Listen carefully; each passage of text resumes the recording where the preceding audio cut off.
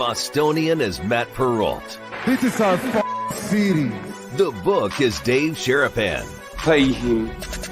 Pay that man his money. Together, they are the Bostonian versus the Book. You covered 12. I covered. Follow the show on Twitter at Boston versus the Book. How do you like their match? Bringing you the best insight on sports betting news, Matt and Dave's daily picks, and an entertaining and unfiltered dive into the sports betting industry. Here's Dave Sherapan and Matt Perrault. And here we go.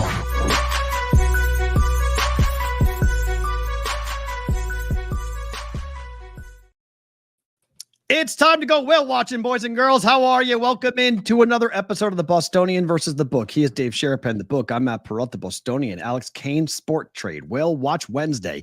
Coming up here in a couple of minutes.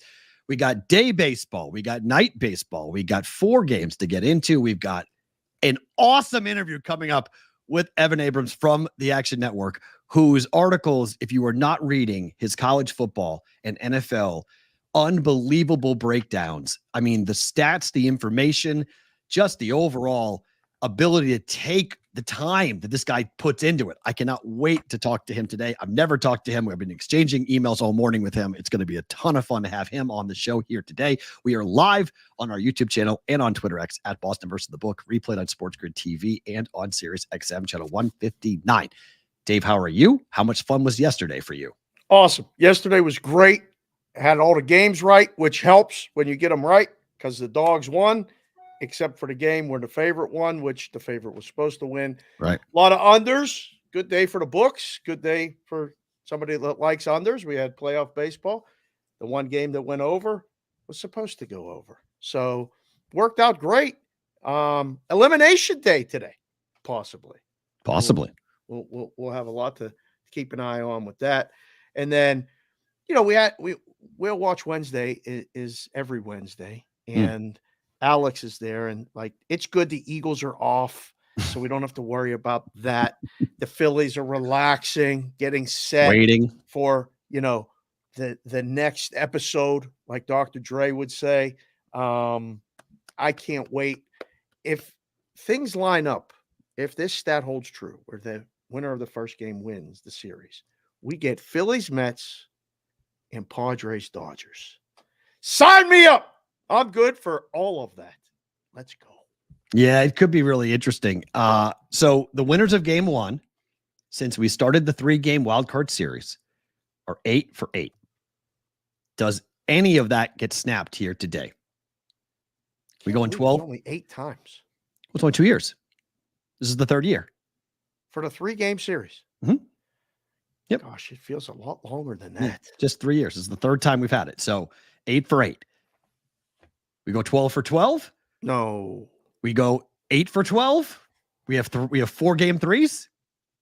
No. Okay. No. Who is going home today? Who's going home today? I think minimum 2 go home today. Okay. Maybe 3. I'm not sure Maybe yet about 3. that other game. Yeah. Listen, I mean, Atlanta's got Freed going. Freed could go win them a game. It may go 3. I don't think that one, everyone got that, that being the shoe-in. Mm-hmm. I got the San Diego stuff on, but I ain't ready to just hand them over. I mean, that game's a pick 'em. See these lines today? Tight. Oh man, this is not going to be an easy day. This Tight. is not going to be an easy day. I can't wait to see if the games go differently than yesterday, because we had 3-1, 1-0. The Royals won a game 1-0, which is basically how I thought. I was like, the only way they're going to win one of these games, they win the game 1-0, and somehow they won the game 1-0. I know, on the road against the Orioles. I'm like, guys, we can't just manufacture a single run in the playoffs. Oh my gosh, I know who you were facing. I understand it. Same thing that happened in the game. When you have the best pitcher in baseball and Skubal going, it's the same thing. But I mean, the Astros just couldn't get any timely hits. I will say, though, of the starts between the two, Reagan's was unbelievable. He was nuts. I did see, going back and watching, there were 3 balls hit by the Astros that if there were a foot on a different side, that game goes completely differently for the Astros. Oh, I mean, just the last one.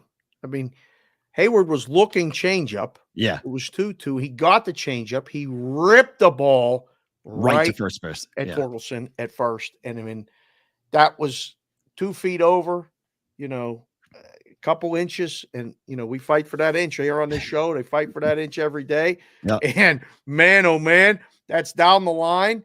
The game is tied. Maybe Astros win, but they don't. And it's all about the D. We're still talking about the D. But Scooble's not on the mound today. So let's see what happens. All hands on deck today. Chaos in the first game. That's what Hinch is calling it. We're just throwing everybody out there. So like the last game of the season. That's the hard part. If they don't win today, oh man. That's it may be bad. I thought the Tigers would win game 1, but we're not changing series. We're not changing locations. No. Game 2, game 3 in the same spot. Yeah. Losing to School. Hey, Scooble, here, take game 1. You got game 1. We'll get game 2, game 3. Very possible. Orioles, I don't know. I don't feel the same way about the Orioles. Orioles pitching staff's not like tremendous. So the Orioles better score some runs today because I think they're going to give up some runs today. Yeah, that's going to be a problem. Like Eflin has to be a super ace today because the Orioles have struggled to score runs. And I don't know. I mean, that total today again is 7. Let me just double check. Everything is 7.5 today. Everything across the board. Except that game out west is 6.5. My goodness. I got 7 last night though. Yeah, it's flat. There's no indication of anybody thinking anything. I mean, first order of business today, you guys that are watching, baseball heads, non-baseball heads, how many series end today? 1, 2, 3, or 4? Put that in the chat right now. Just type it in the chat. Get the chat flowing so Alex knows that people are here when he comes in. Oh, he's here now. Oh, perfect. Yeah, he's here now. We can get into the big announcement. Our friends at Sporttrade, really big week, really big time for them. Alex Kane, Whale Watch Wednesday. Wow, look at that. What is that? What does that say? Look at that. This is a 2008 relic when they beat the Tampa Bay Rays, when Brad Lidge, number 53, throws the slider in the dirt. Then I don't know where I got this. Is one of those ones they sell on the street, and the stitches are coming out, but it's like, and honestly, women would just never understand how important this piece of clothing is. And I can't imagine all the guys out there who get their girlfriends, their moms, their spouses throwing away shit that smells horrible, looks horrible. They don't understand the history that this shirt has seen the history. One of the best it all things starts on Saturday. Alex, one of the best things that I got ever as a gift was my mom took all of my shirts, hoodies, and things that, like you just said, sorry, Will, we'll get it out early, smelled like shit and looked like shit, took it and made it into a blanket. I have a blanket with all of these shirts put into There's a this website. blanket. There's an app that does that now. It's amazing. And it's literally, whenever I use it, I have all of the memories and the smells of where I was and the people who I was with. It creates an absolute keepsake so you don't have to keep those around. Because, I mean, I'm just telling you, when the day comes and you get locked down and you get that person living with you that you love and that you're married to, they ain't going to let you keep that stuff, Alex. Nope. Just a heads up. It all goes away. T-shirt blanket company is one company that you could do it with, or campus quilt company as well. We'll do that. We'll make those if you guys are interested in doing such a thing. Harry Callis's call for that, Alex, was I mean, I'm getting goosebumps thinking about him calling that at the end, right? Like that. You just painted the picture, that Lidge pitch, and I had a little future on him. All of it, man. Like, how excited are you for the baseball playoffs? Seriously. The Shane Victorino squirrel dive. The Philadelphia Phillies are the 2008 world champions of baseball. Yeah, it was great. I mean, by the end, he only ended up doing the last 3 innings. A lot of people in Philly know that. The last few years of his life, he didn't do the full game. Right. And I think Scott Fransky was the guy that would set him up. And now Scott Fransky's the guy. He's it's Bedlam at the bank, right? That's one of the greatest calls in Philadelphia history. So I've been sending this all to my friends. I just sent them one today. Like I follow this Twitter account. It's like today in Philly's, Red October history. Today, 16 years ago, Brad Lidge forced CeCe Sabathia in a 10 pitch at bat walk. And of course, we know how that ended. Shane Victorino hit a grand slam off CeCe Sabathia. That was absolutely. I see Shane. Shane lives in my neighborhood. Yeah. I see him all the time at Dunkin' Donuts down the street. It's just like there's Shane Victorino. There's Shane Victorino because he won a World Series with the Red Sox in 2018. He was a massive. So like I have a tie to him too. So whenever I see him, it's like I know he's a Philly. He'll always be a Philly. He made his mark with the Phillies, but he won a title with the Red Sox in 2018 too. So it's like a walking legend for the guy. And I know he does baseball camps here in Vegas as well. Who do you want to play? As a Philly fan, who do you want? Because the Mets come in. I mean, I don't know if I'm jumping up and down about playing the Mets. Are you guys? No. I honestly get the feeling about the Mets the way that probably the Braves perceived the Phillies specifically last year. I think the year before was a little bit of a surprise. That was the Rhys Hoskins bat slam. That was the JT Realmuto inside the park home run series. I think in 23, the Braves wanted nothing to do with the Phillies. We swept Miami. We came in and did our number. I think we won 3-1 in games on Braves. I kind of look at the Mets the way maybe the Braves looked at the Phillies last year, which is like, that team's hungry. That team's good. It's a 5-game series, not a 7-game series. That matters a lot especially for pitching. That matters so much. Because you can't like starter 3, starter 4, starter 5 for the Mets versus what we have for the Phillies. It doesn't compare, right?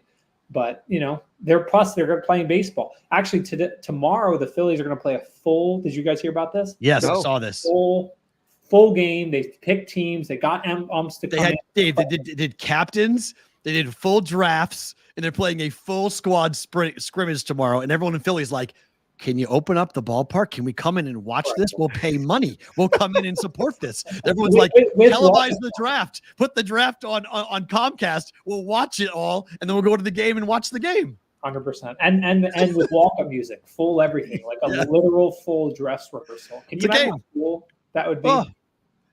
Especially because you know what they're going to be doing to each other, right? They're going to be jacking each other. They're going to be doing different things. They're going to be, throwing high and inside. Yeah, they're just going to be fooling around with each other. The cool thing about being in each other, jagging, same difference. Why you go to batting practice early is the way these guys hit the ball so hard. You can't appreciate it on TV. You can't appreciate it in person with crowds. The sound that the ball makes. It's unbelievable. It's unbelievable. Yeah. Like, so you can imagine hearing that, like Bryce Harper turns on one. Like just hears it. But I've never heard that before. Like I never would have. Like that's crazy. It's fantastic. This is one of the things I think that the teams on a bye have a challenge. Yeah. And like we used to do this for the kids, like trying to simulate the game speed and the game intensity is impossible as you get to this high leverage baseball, playoff baseball. So they have to do something. I love it. I mean, it's fun. The kids do it in college, before they have a weekend series, they'll do this. They'll pick teams and try to simulate all of it so they get the competition level up. Yep. Is there danger? Is there worry in Philadelphia that this bye is not a good thing, Alex? I don't think so, because the thing you worry about the most is the hitters, right? To me, because the hitters get into a rhythm. And this, I think, is why they're doing this. Pitchers like the rest. Pitchers need the rest. So Wheeler is so focused. 4:09 p.m. Eastern time. Like he's already 0-0 count. He already knows what he's going to throw, sort of thing. Like that's just to be as good as he is. That's where his mind is. I think the worries about some of the hitting, right, and how streaky someone like Castellanos has been to the good side. Look, if he hits like that, he hits like he's been hitting in September. This team's probably going to go to the World Series, right? Because that's someone that's so high leverage. He played all 162 games this year, by the way. So it's just like, is Realmuto going to hit? Is Stock going to hit?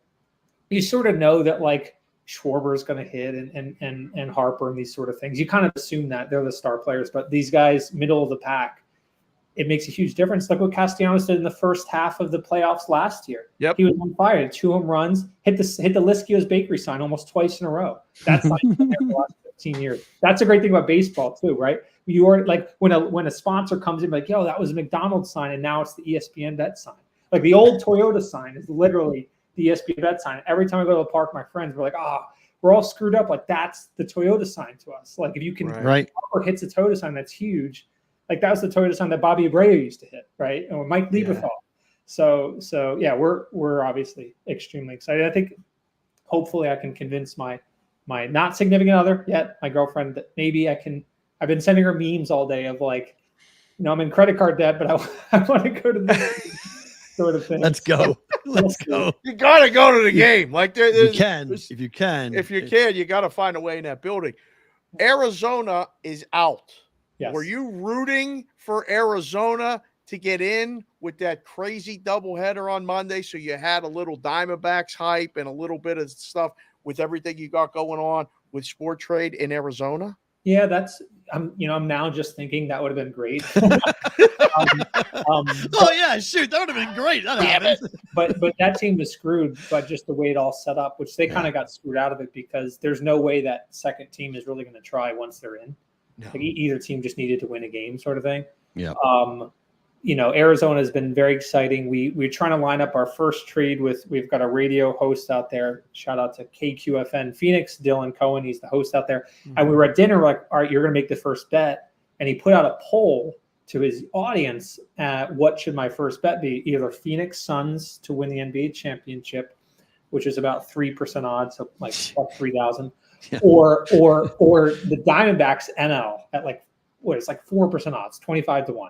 Right. And that was the front runner until the game started. And this was last Tuesday. They got throttled.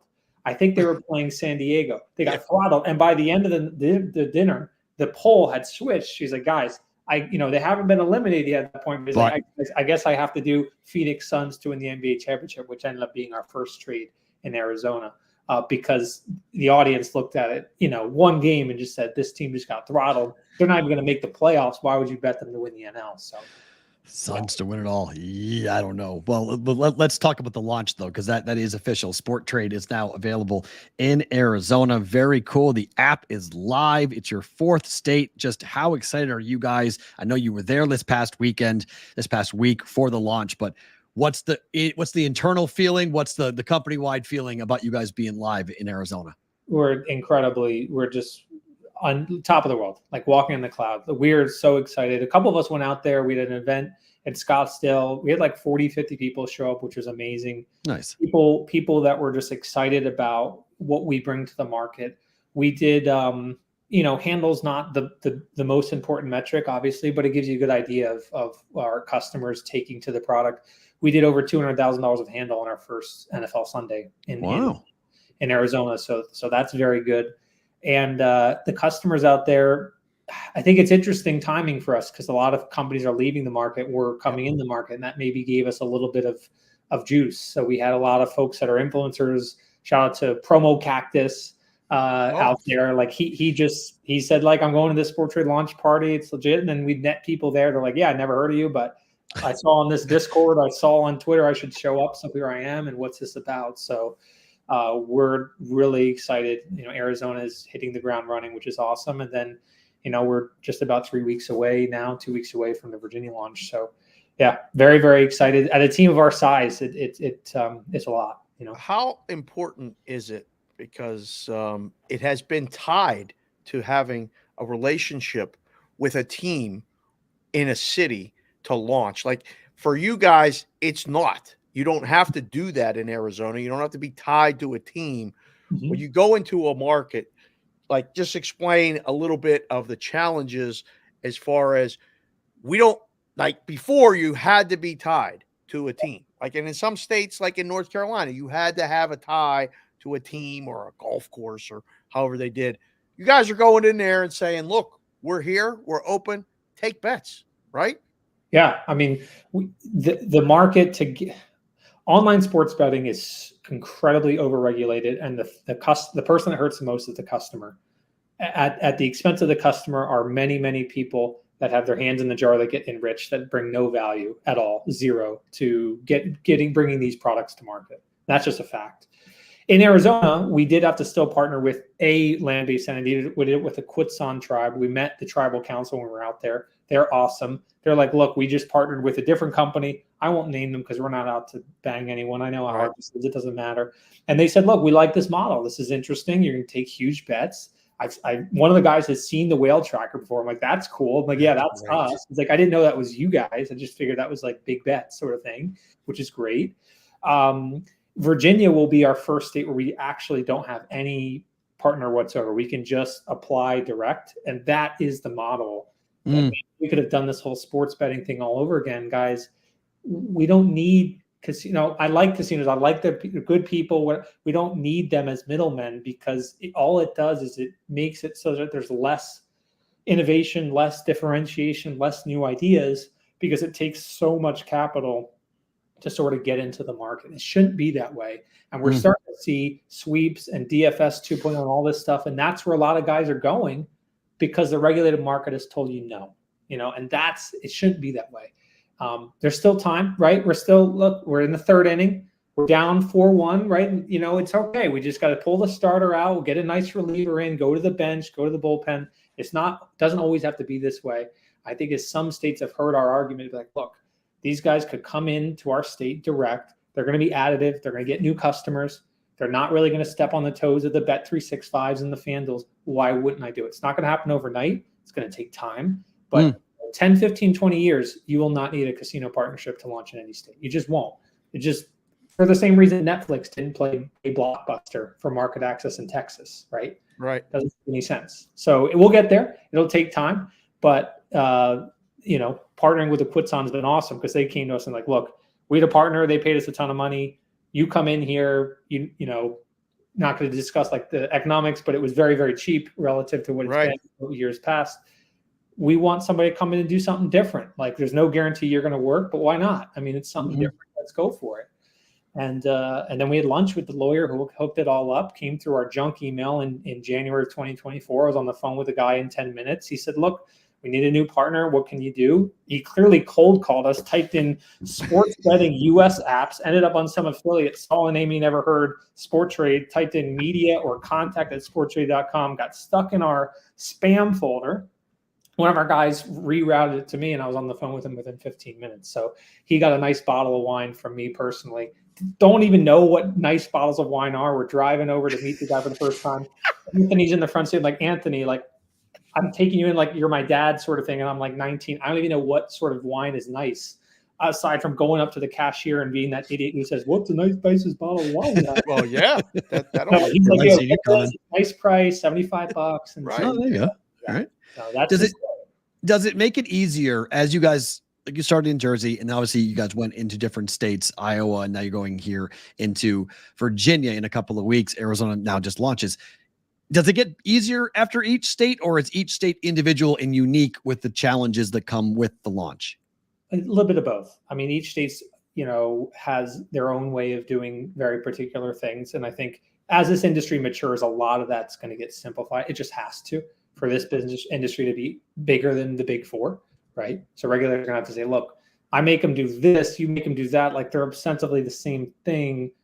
How can we borrow from each other so that we can make this easier for guys to come in and pay our fees and come and pay taxes and grow the legal market? So a lot of that gets easier as we've gone. Our team has come down a lot. We've had to make obviously tough decisions to survive over the last 2 years, as a lot of companies have. So I'm really proud at like 37, 38 full-time employees, sub 40, we're able to get into our fourth and fifth market. I think that part has been, a lot easier of like, we now have a checklist, we know what to do, and when we talked about last time, like we weren't quite live yet. And it was like, when are you going to be live? And I'm like, the honest answer is I just don't know. You have these, there were definitely meetings that were happening, by the way, like 30 minutes, we all get on and like, all right, do this. And I'm like sitting here like this sort of thing, just waiting for the regulator to be like, hang on a second. I'm like, no, but that didn't happen. Arizona, I think, looked at us and goes, all right, they've been doing this weekly meeting for us for 8 weeks. Like they got the technical certification, they got the servers, they did all the house rules of privacy policy, AML, CFT, all that sort of stuff. And I think they said, all right, I haven't heard of them before, but they're legit, let them go. And then so we went. That's fantastic. That's part of the stuff nobody sees. Everybody thinks, oh, you just open a sports book. Just go apply for a license and then open and take bets. There's a lot more that goes into it. But the other thing is the business. And this has been September's over. And I don't know who has any money left if they've been betting the NFL. It has been one of those months, like, it's a good time to be in the sportsbook business if you're taking bets, especially on Sundays. What's it been like for you guys? Because you got liquidity is everything. We've talked about this off the air, on the air.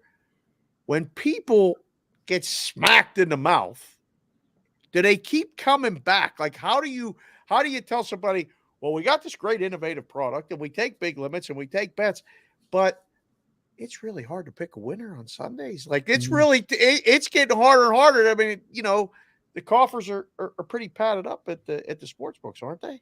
Yeah, that makes it tough. And I think over time, being really thoughtful about, towing the line between making sure somebody's doing this responsibly, but at the same time, letting them know, like, no one's going to continue to lose at a 60% clip.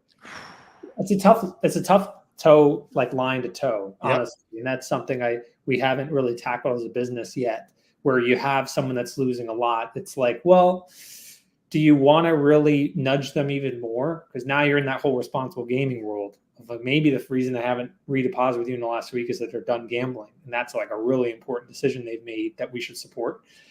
So it's tough. It's like, you could do a whole podcast. We could do a whole show about this. Yeah, but I got a lot of costs and I got investors and I got to make this happen. And that whole license fee I paid, $750,000, like, that comes from losing gamblers. That's just a fact, right? I'm just saying the same thing that you guys know. Dave, you know this business way better than me. So that's a thing that we'll ultimately want to tackle. For us, it's like, we don't send players who lose a push notification 10 minutes later, like, hey, come back in the casino. Thank you. Right? That's largely because we don't have the capacity, but it's also like, do we want to do that? Or are we okay if the industry generally, that the revenue gets cut in half and customers lose way less? Like, to me, that's not the worst. That's not the end of the world. That's not the end of the world if the amount of revenue that's made in 2028 is the exact same that's in 2025, because right. People play way more responsibly. Like, that's not a bad thing for us, for Sporttrade. We got to find our small slice of the pie for sure. But I think the benefits of doing something like that, being more responsible, is like, man, so many people are going to get so less annoyed by all these ads they see and the stories. New York Times, The Atlantic, one just came out that was in my circle that was not in sports betting the last couple of days. Isaac Rose Berman, you should have him on the show. He was featured in Matt Levine's blog post. Like, a lot of people are starting to say this is a lot.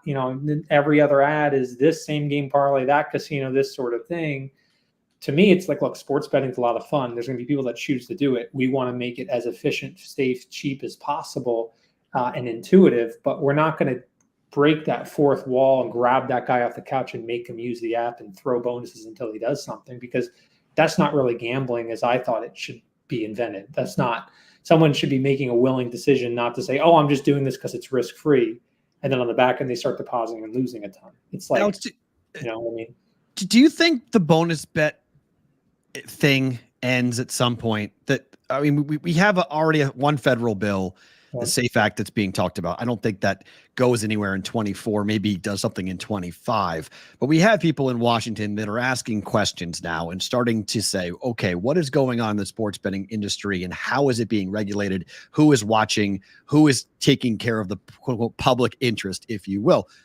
The bonus bet thing just seems to be the one thing that, at least for me, I keep on coming back to it, because Pete Rose passed away this week. And obviously you have everything with the Phillies and Pete Rose and the Reds, everything else. But like, Pete Rose was a guy that was such a symbol of betting, right? Of the dangers of gambling and how baseball was so against it. Well, there's now an advertisement. You mentioned it earlier, but the advertisement in every single bullpen now is, if you bet on the guy who hits the home run into the bullpen, you win a share of the $50,000 in bonus bets that everybody else who bet that guy will then partake in.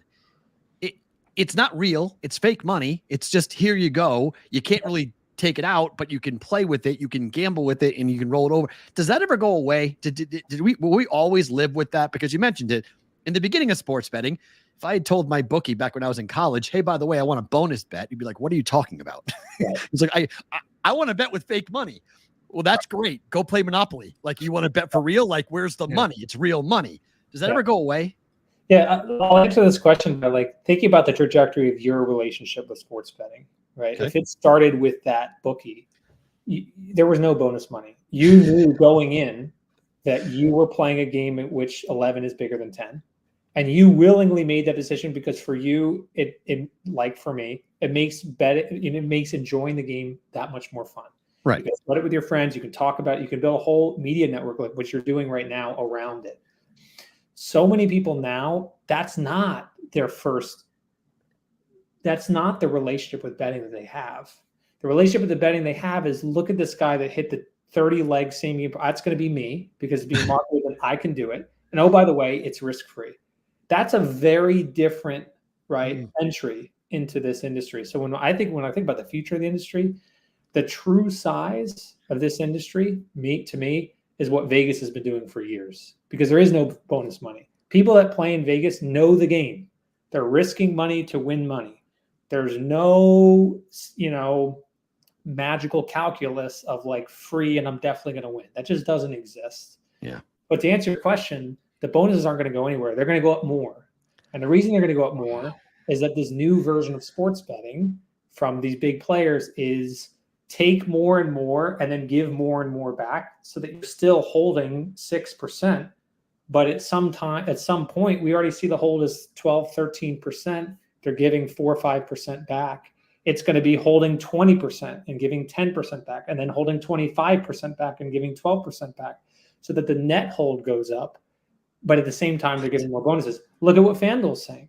FanDuel's saying, I have a death grip on this market. I'm invested, full disclosure, in that business in a small way. Listen, I have very few dollars to invest, but some of my dollars are invested there for sure, because they say, look, as the costs come up in this market and as the regulatory scrutiny comes up and there's more rules and less competition, I, as a business, am going to be able to absorb that and keep, they call it, very British word, the generosity. You see that a lot in the Investor Day presentation, generosity. The whole game is that perceived value. I'm going to continue to distort that sort of 11 to 10 algorithm in such a way that I can get more and more and more people to really think there's a lot more perceived value in this than simply placing a sports bet. And for a lot of people, that's the same game parlay. What do you mean? I'm only betting $10 and I could win 100,000. To them, that's the perceived value. And oh, by the way, it was risk-free. FanDuel now gives up one a day to every single player. So it's not going anywhere. It's going to every single player. To every single player. That's what I heard yesterday. FanDuel was running an ad. Every NFL Sunday, you get one risk-free same game parlay, and DraftKings does the same thing. And to me, putting gambling aside, putting people aside, and I'm not making a comment about DraftKings and that is the way to extract the most amount of money from the most amount of people, 100%. Like we talk about the European model versus the American model. If the goal is to extract as much money as possible, it is 100% the European model, 1 trillion%, because you're giving so many bonuses and jacking the hold way up that you're getting a lot of people to gamble that probably would never have done it. Never do it. Yep.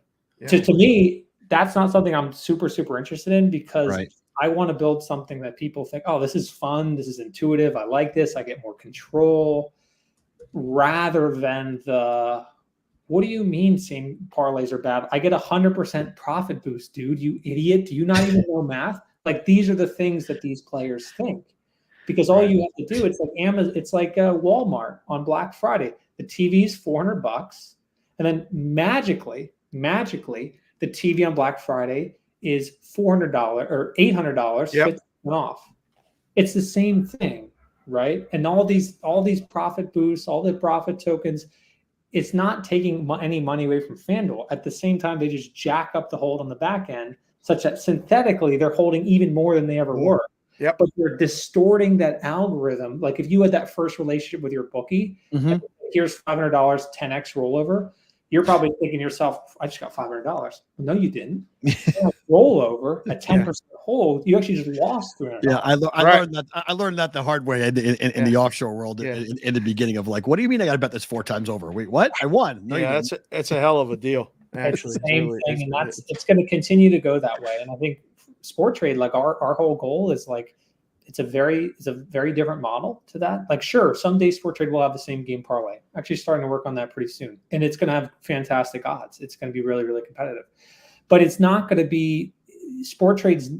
You have to be DraftKings or FanDuel to play this mega scale game, mega scale game. You said last week on the show, I was listening, $10 billion by FanDuel on marketing.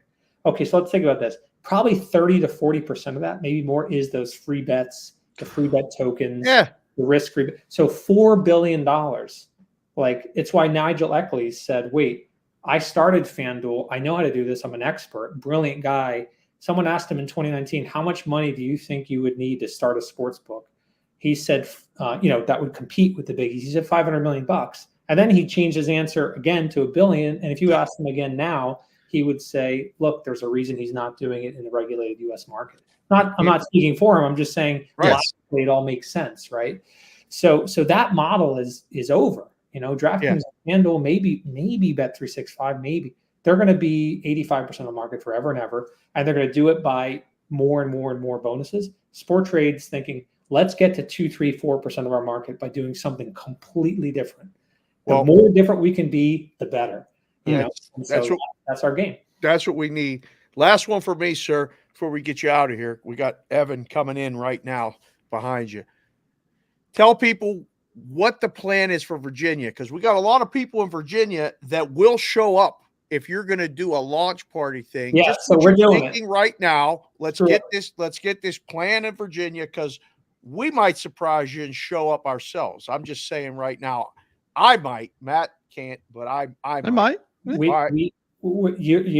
is a great idea. I'm committing to it right now. We're going to do it because we find that the customers that want to show up and like put the app in their hands, they're like, yo, if you didn't just tell me that, I never would have known I could have done this. Like, what? Like, I can't do that on a sports book. Like, that's insane. So we definitely want to do a launch party.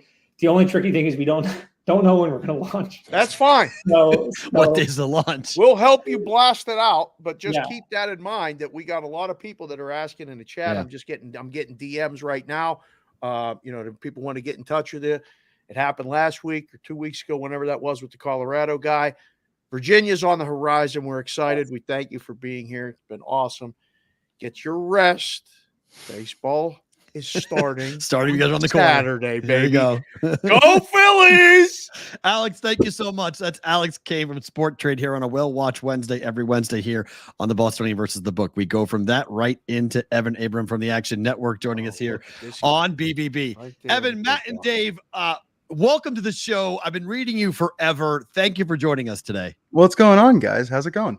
Well, it's going great. I asked Dave for this interview. I said, can we please, because I wanted to say thank you to you, because the information that you are putting out for free has helped me I'm off to the best start in a long time in college football.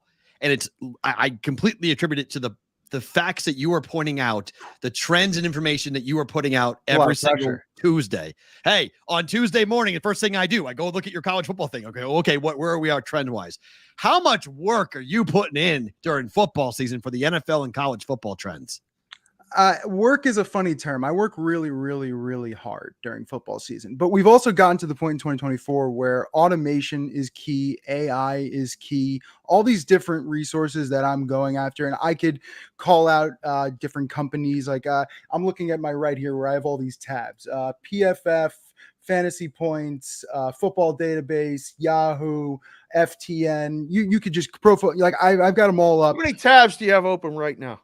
Legitimately on both of my computers, probably 800, maybe 850. That wins. I was going to make the number 100, but 800. That's incredible. Yeah. I mean, I've got 7 screens in my room. I've got a lot of stuff going on. But this is what I do. I've been doing this forever. And I honestly get to the point where let's just talk about the article for a second and kind of the information that I put out, because listen, everything's not actionable, right? Right. I look at sports betting at least from my point of view, as a fun entertainment activity for other people to ingest my information. Okay. Ooh. Like the thing I want to say is this: you can find so many smart people, and I do this myself. Like when I gamble, I'm not necessarily always using my own information to gamble with, because sometimes it's ATS fun. And that's kind of what I call it. Like I tend to think of myself also as like a sports gambling reporter in a sense, because like I'm really just trying to find interesting things that, like, listen, you can go anywhere you want to find a projection that the Miami game's -1 or +1 or this or that. Like everyone's doing their model and their thing. And that's really, really, and I'll say really again, important, because those are the edges. That's how you're actually making money doing this. But I don't tend to want to go down that route because I want to be different. So I'm trying to find, I have a lot of historical data. I have a lot of information that goes back that I've worked hard to build databases and all these things to try to tell concrete stories in an industry that doesn't have true statistics. I can't go to ESPN and believe I'm going to find ATS stats for this or believe I'm going to find this for that. So I've tended to try to hold all this information and tell the stories myself. So that is how I look at these articles. When I say, since 1960, or I say last 70 years or this or that, this has been time trying to put all this, crap together to tell these stories so that, Evan can compete with the Fox and the ESPN and then this and then that, who, I knew at some point were always going to want to do this and always want to do this legitimately and always want to be a source of information. Well, we're here too. So that is my approach at this in a long-winded form. I say it all the time, and I've said it just from being in the business as long as I have. The line tells a story. And the other one that I use all the time, and I used to say it in the book and didn't even realize I was saying it, is that trends are your friends until they're not. And you can really bet trends and it works, but it's not the be all end all. I mean, explain that part of it. Like, you're putting the information out. You can lead a horse to water and they won't drink sometimes. I mean, you can't make them drink. You can tell them that this stat is this, and they still won't bet it. When it wins, they're like, damn it, I should have bet it. How often do you get boy, Evan put this out and it was wrong? I am very, very careful in the way I put forth information, not in the article necessarily, but in my tweets, in my this and my, because I'm not telling you to put any type of money on anything. Because let's just talk about this for a second, because you watch a football game, a million different things, a trillion different things go into what the result of that football game looks at. Like, to call a quarterback Teddy Bridgewater like 65-70% against the spread in his career, which is so much fun to talk about, doesn't mean a ton. Yes. No. So just listen, there's fun, there's information, and then there's, like, if you want to gamble on a game, you're trying to, I know a lot of people are going to go both ways on this. I'm a numbers guy. I bet numbers. I also bet teams, but I think numbers are really important. So when I see 3.5, I see 4.5, I see 6.5. There's certain things I gamble on, and I've been doing this a long time, and a long time making money on doing this. And that's the way I gamble. I gamble with numbers. There's key numbers in NFL. You don't bet teasers in basketball. There's all these rules. You don't roll through zero. There's all these things we know to try to make a profit. And we're all just trying to make a buck. So, like, to me, don't just bet Teddy Bridgewater because he's 1,000,000% against the spread. It's the easiest example of this because some of this stuff makes no sense. Like, I put out, and this is, all true. It's all in the database. Like, the public's doing terrible according to Action Labs, which, puts together all these sports book to put out a percentage. Yeah, there you go. It's doing really bad. Now, listen, I'm not telling you to go one way or the other based off this information. This is purely me being a reporter and telling you that right now, when people are betting on a side, it's doing real crappy, man. And it's not doing well this year. Now, anything can happen this week and anything can happen the week after. This is, I have a lot of respect for people like, I'm a good friend of his, but like Darren Ravel or David Purdom, all these people out there who are putting together really good stories in the gambling space in terms of information and this and that.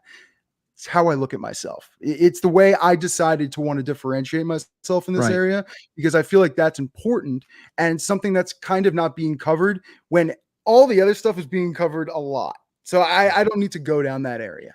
Well, I'll give you 2 props. And Evan, I was on the ground floor when the Action Network started. I was in that first wave of people that got hired to do stuff, and you guys have changed. And Chad Millman's done a great job of sort of evolving what the company was back when I joined the company to what the company is now.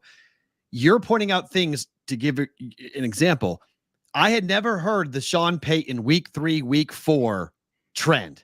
I had never seen the Matt LaFleur week 1, week 2, week 3 trends, where those 2 coaches, we're talking history, we're talking in the Super Bowl era, the last 20 years, those 2 coaches in week 1, 2, 3, and for Peyton, it's week 3 and 4. Sure. Like, do you ever look at that and go, holy crap? Because I've never seen that. That's never been anywhere. When you uncover nuggets like that, is that like, does a light bulb go off in your head and go, oh my God, that's crazy? Yeah, there's actionable stuff and then there's fun stuff. I mean, I kind of look at it like this. The fewer the filters, the more better it is to bet on, right? The more times you click in, you probably are going too deep.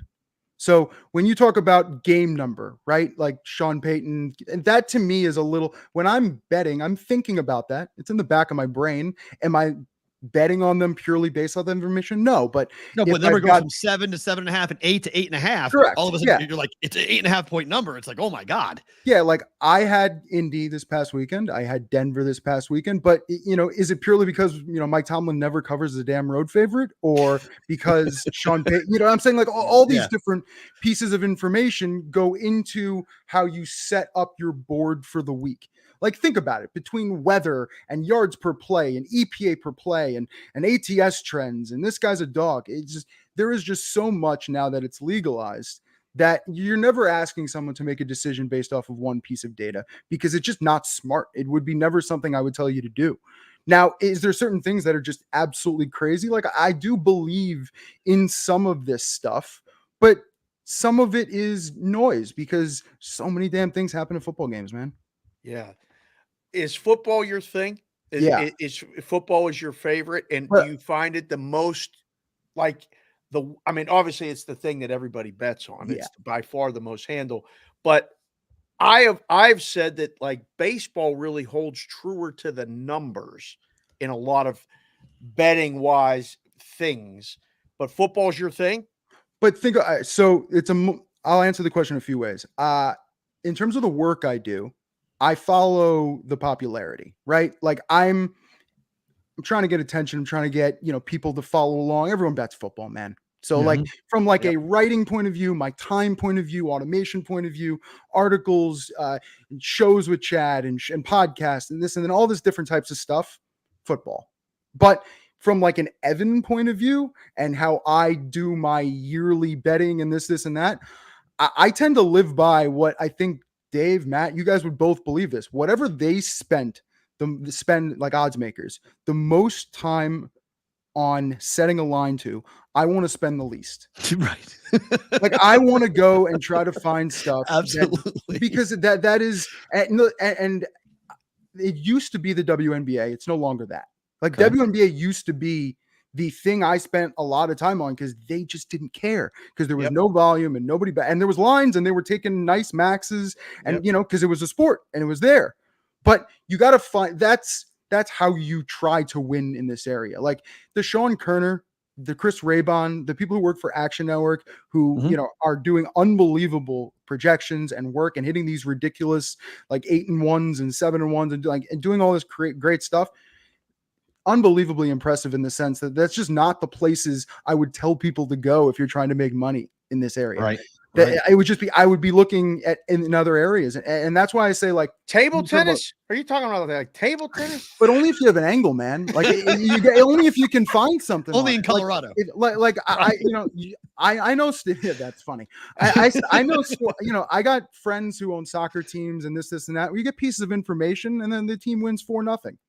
So it's those types of things happen. That's, times where you want to put, but nobody knows those teams. Nobody knows those. So that's where you got to pay your attention, man. But that's not what's fun either. So I'm not going to tell you, I don't put in a $10 parlay for this and that and entertainment, man. This Yeah, this is entertainment. Play it smart, and don't put yourself in a bind. You know, Dave always says that if the public or someone like you, if you guys know it, the books know it too. Sure. So you're like, Matt, you're not learning anything the books don't already know. But I will say this, when you put out a stat that Josh Heupel is 51, 22, and 2 in the first half, it's 6.5 at DraftKings. It's 7.5 Arkansas and Tennessee this week in Vegas. The Vegas people at least know what's going to be bet, and maybe not the other places. That comes down to when you see a number of 6.5 with a stat like Tennessee, and here in Vegas, it's 7.5. Does that lead you to, would you play the 6.5 going like, okay, that's a number I like? My theory with that one, and a lot of those types of stats is, I would hope if you've been betting it that you're up enough where you would probably just be tailing it weekly. If you're finding the stat and saying, oh shit, look at that, let me jump on that now, I would tell you maybe that's not the best. It really depends on how you're approaching each of these things. And that might sound like a cop-out, but it's I'm betting it every week. I'm betting that I bet it every week. I bet it every week this season. I'm going to keep betting it every week this season until it hasn't missed yet. And like I hear people talk about this all the time. Like, you enter an MLB season, it's probably easier to do in the NFL, but like I've heard people say, all right, I'm just going to fade the Saints every week this year. Okay. Like my theory is, and I the better example this year was the Bucks. I think a lot of people went into the season thinking that last year was a little fluky and they were going to go against them. Hasn't gone very well. But the theory, I think that's more interesting. Where like, listen, I just have I'm going to bet under win total, but let's also start up and a weekly fade. Oh, I've seen it in the book, like the year that the Browns went winless. I mean, there was that would come in for a group like and bet against the Browns every week. And I was like, by week 9, I'm like, you're going to stick with this all the way, right? Like, and he's like, oh yeah. There's value on the Browns, like value here. Okay. I got a story. I got an example for you. I got an example. White Sox. No better example than the White Sox. I just remembered this stat, and I'll give it to you right now because it pushes the example. I believe they went the last 2+ months of the season without being the public side, according to our data, which was like one of the only teams in history to ever do that for us. But that is the exact example of the guy walks into the book, sees -310 on the road or wherever the hell it is, and says, fuck it, let's go. So, right? Yeah. That's it. Yeah. I mean, and we'll talk about that summer, like this summer that we just had in the White Sox. Historically, there's not going to be anything close to that for a long, long time. I don't think so. I mean, but there's a lot of nuggets like that. It's like walking up to a craps table that's smoking hot, right? And they've hit 8 points in a row, and everybody's high-fiving and this and that, and you're like, do I go bet this Tennessee first half now? It's 4-0, it's 5-0. I tell people sometimes you're late to the party, right, Evan? Like, there's times where you like have to show like, I missed that. I'll wait for Evan's column on Tuesday to find something else. Yeah, and also it's just fun to have the information and maybe see what happens, and maybe catch it. Maybe they go down a touchdown to start, and you can run into the book and hit it low. There's a certain different way to probably attack each thing.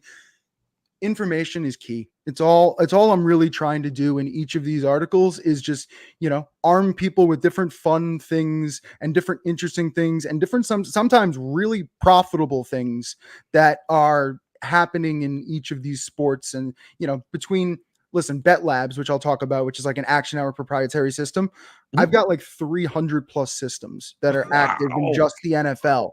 So it's sieving through those, and I rank them based off of profitability and different factors and this and that, so that I'm trying to sieve through what you guys are and trying to hand you some of the interesting things that are popping up in my signals. I love when you highlight things, and this is from your article that came out today, that the Vikings are 4-0 straight up, 4-0 ATS, but they're also 4-0 ATS in the first half.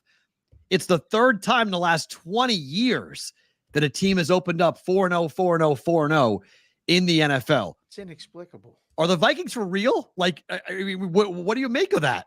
Yeah, they're not. I'm not buying it. And my feeling is this on the Vikings: if the rest of the division didn't have such upside, I think I would look at them. Personally, I think there's just so much upside in every other team in the division, even Chicago. And Caleb looks like a little dog running around in the pocket right now. He looks a little lost, which I think is going to get better as the season goes, even though I think the head coaches aren't going to really help him out very much in that area. I think he'll progress a little bit. It's just too difficult. So I think ESPN's, whatever they call their prediction, had them winning the division or whatever it is, or all these different things. The other thing I looked at with Minnesota, and I thought this was interesting. So start 4-0, but have that win total of just 6.5 going into the year, which is just absolutely insane to be 4-0 in that sense. It goes both ways. Like some teams fall on their faces and, go 3-9 the rest of the way. And some teams turn into the 99 Rams. I don't think they're the 99 Rams. I don't think they're the 99 Rams, but they're somewhere in between. I don't think maybe they're face either, right? Like that's at some point you have to go, all right, that number was bad. Like we made a number in a book and it's 6.5 season win total and nobody saw Dave, that one coming. The 15 to do this, the 3 of the teams that did this fell on their face the rest of the year. And the one was the Rams, the 99 who went and won the whole thing. So but I guess 3 the to question 1. is, here's the question. Rest of the season, are they over 500 ATS or under? Well, I say under because the books are going to the public's going to start to come in and juice their numbers up. If they're over it, I'd be shocked. Right. Yeah. No, they're probably 500 or just under 500. Yeah, that would be a guess. Because the numbers adjust, no question about it. Who's your team? Like, who did you grow up as a fan of? Does anyone still get you in the feels? Like, are you still a fan of a team, Evan? Sure. With all this, 800 tabs open. I'm still trying to fathom that number. You can't be a fan of a team when you got 800 tabs open, can you be? I'm just not. I was born and raised in New York City. So growing up, Yankees, Giants, Knicks, Rangers. I went to Indiana, so I do root for IU. We're going to win the national. We're going to win the national championship.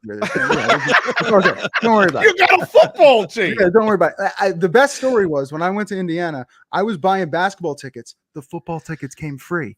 So the best thing with this is we're going to go undefeated. It's going to be fine. But in terms of fandom, I guess I would say this: Rangers, Knicks.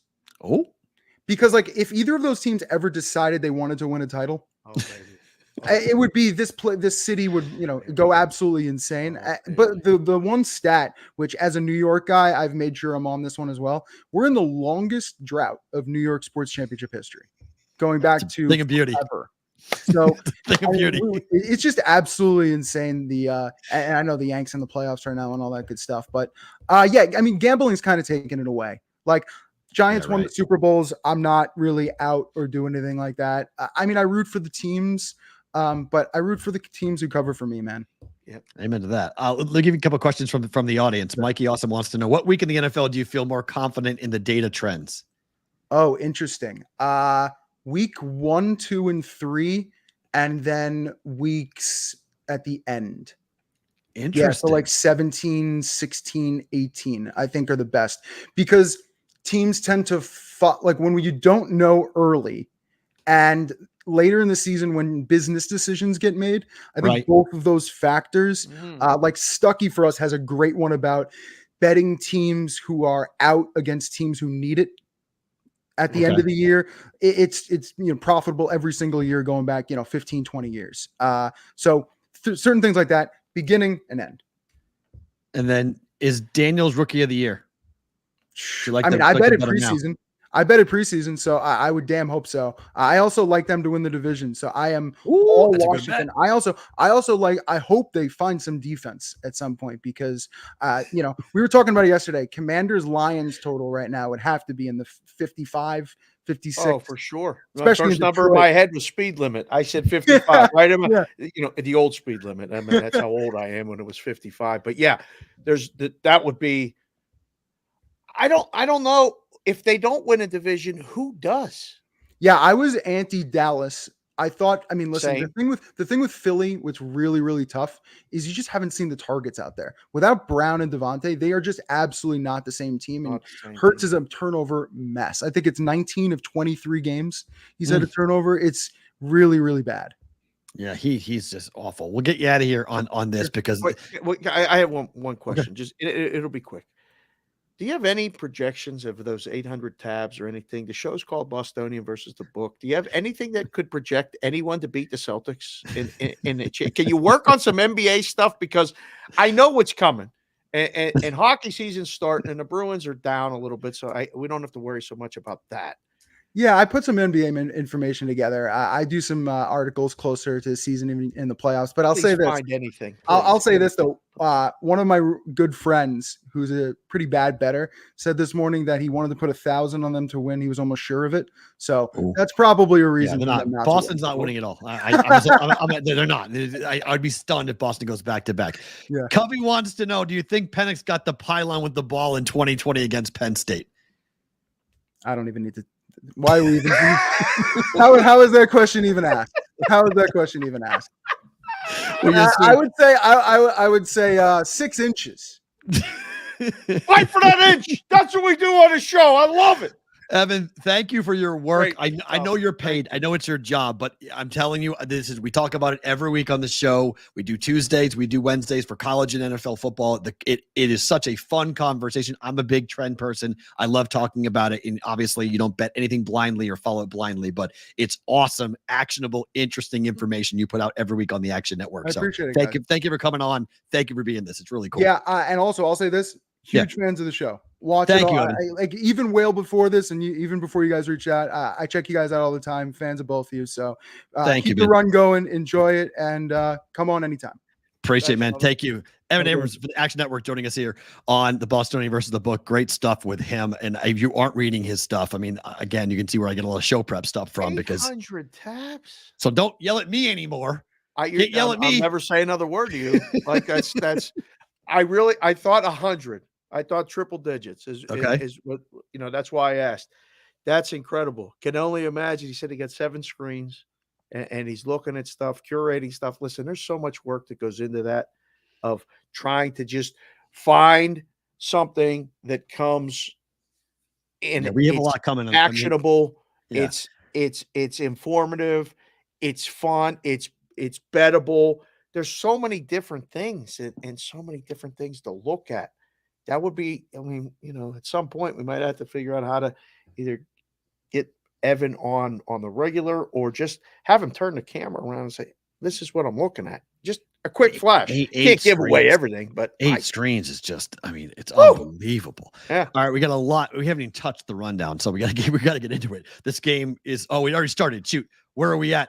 We're at the bottom of 2-0-0. Okay, bottom 2-0-0. So we'll watch that. Guys on and didn't get any runs. So all right, game 2, Royals, Orioles. That game starts here in about 20 minutes, right?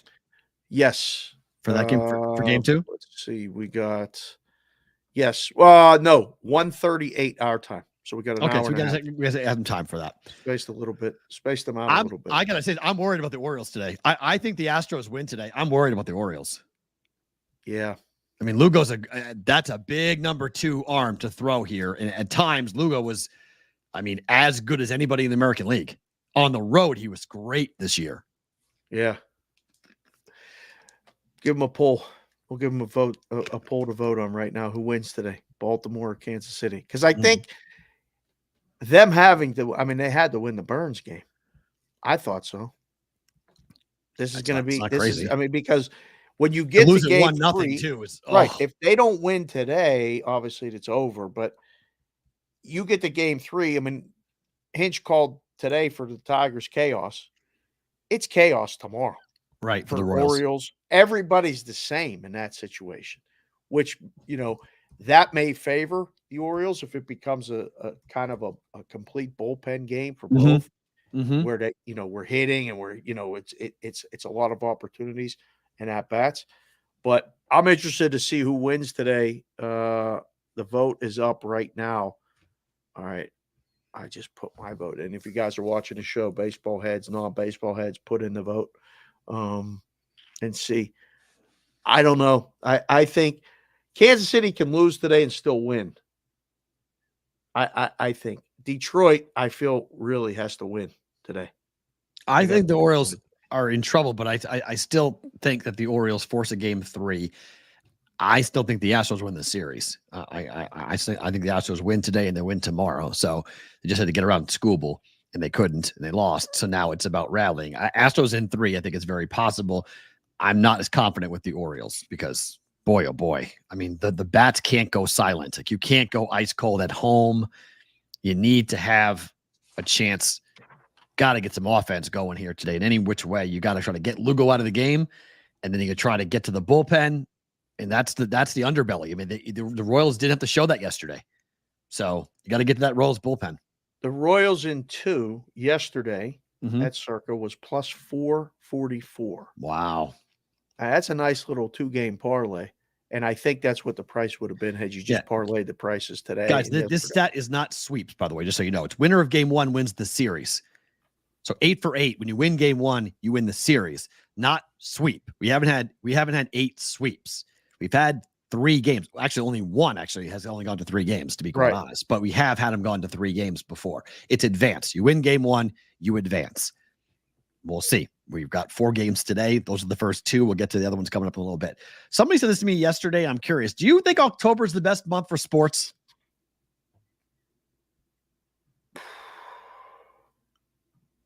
What would be the other options? Go through the months. It's not January. It's not February. Some people think March is the best month. March is close. You have March Madness. You have spring training baseball. You have NBA basketball. You have NHL. April's pretty good. Some say November because you get to the end of all the important conference games. You have NFL football. And you have hockey and basketball. All 4 going on. For me, it's college October. Basketball too. For me, it's October because of the baseball playoffs. Yeah. You get the high leverage baseball in addition to everything else. And, football is king. So you get the football. You don't get the football in March.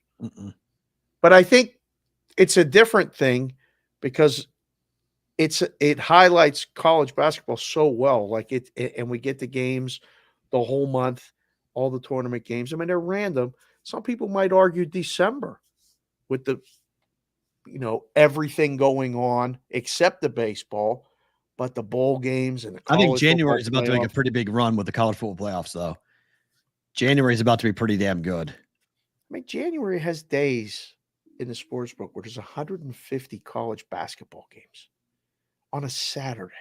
And now on a Wednesday, there's 80. College football playoffs, NFL playoffs. Oh, it's going to be NBA basketball, NHL basketball. I mean, NHL hockey. I mean, January's will make some noise. I'm really excited for this January. This is going to be a really interesting month, with that.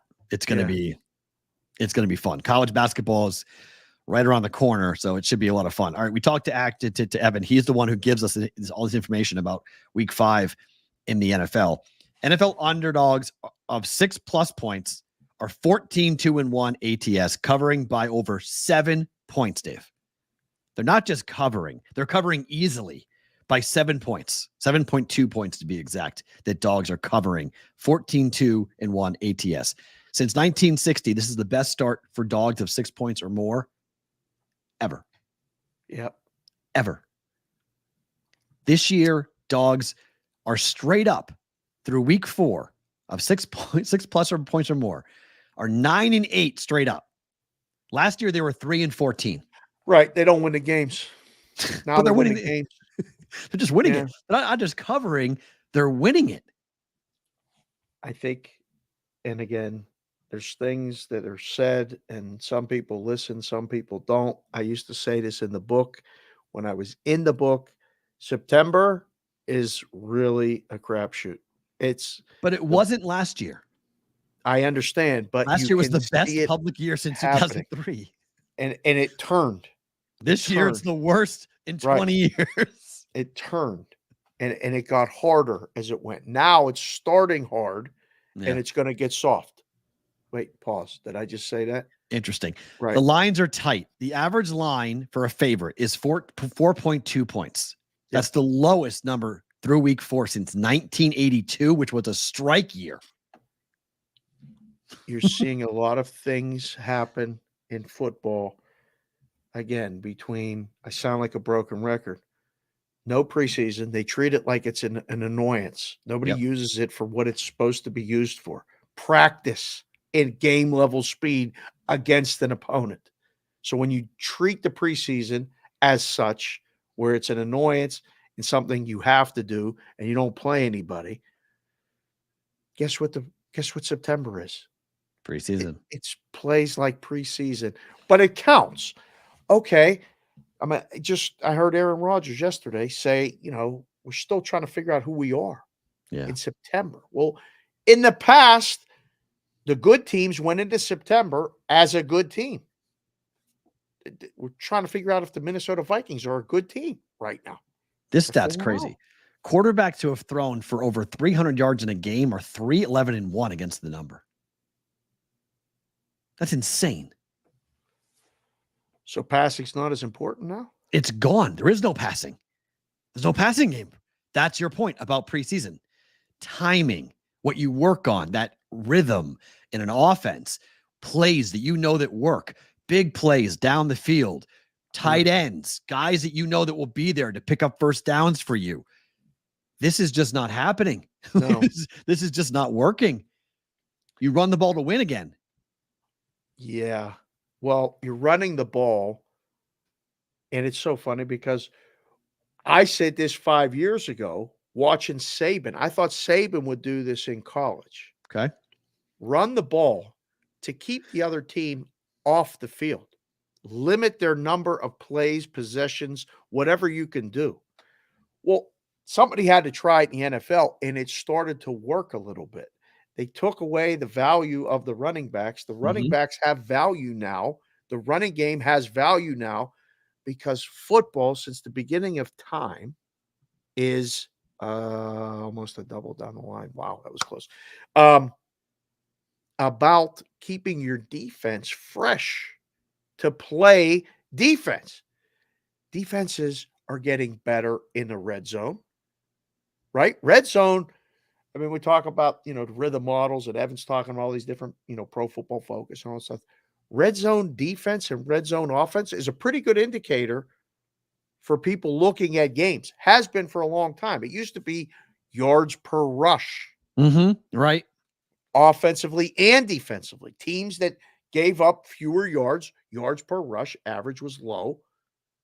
They were better teams. They were more likely to cover the spread.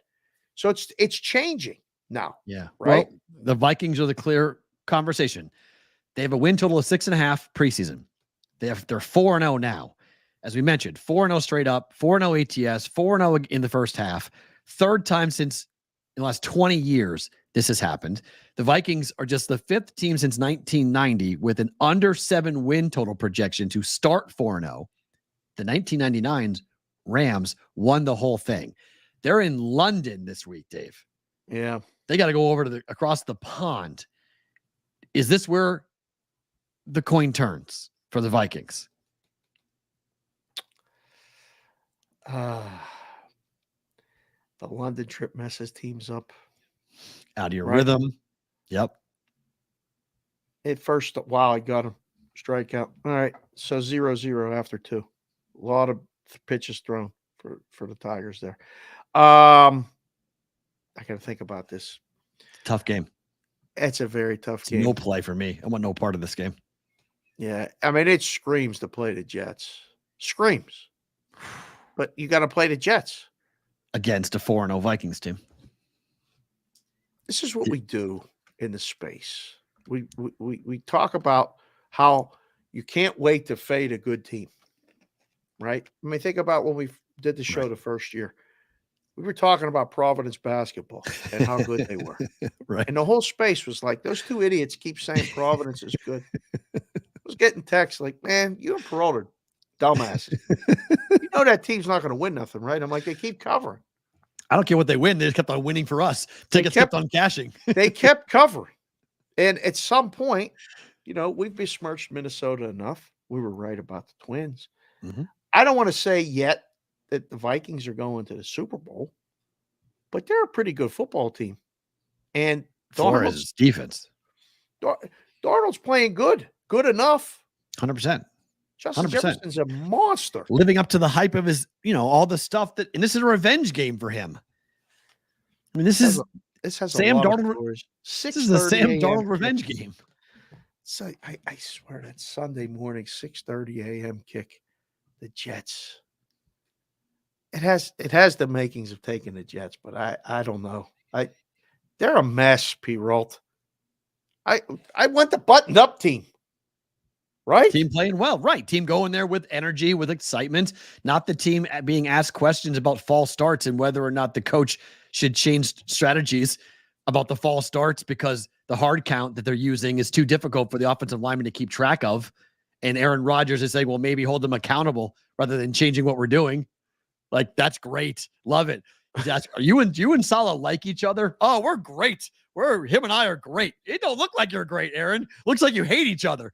So, yeah, I'm with you. I'd rather have the buttoned-up team, the Vikings and the Jets. Just put it in it. Give the kids a new poll to vote for because they're voting for the Orioles today. The split. It's really 52. close, though. It's close, That's a really close poll. It's a coin flip. Good job, boys and girls. Jets +2.5. Vikings -2.5. That's the line. Yeah.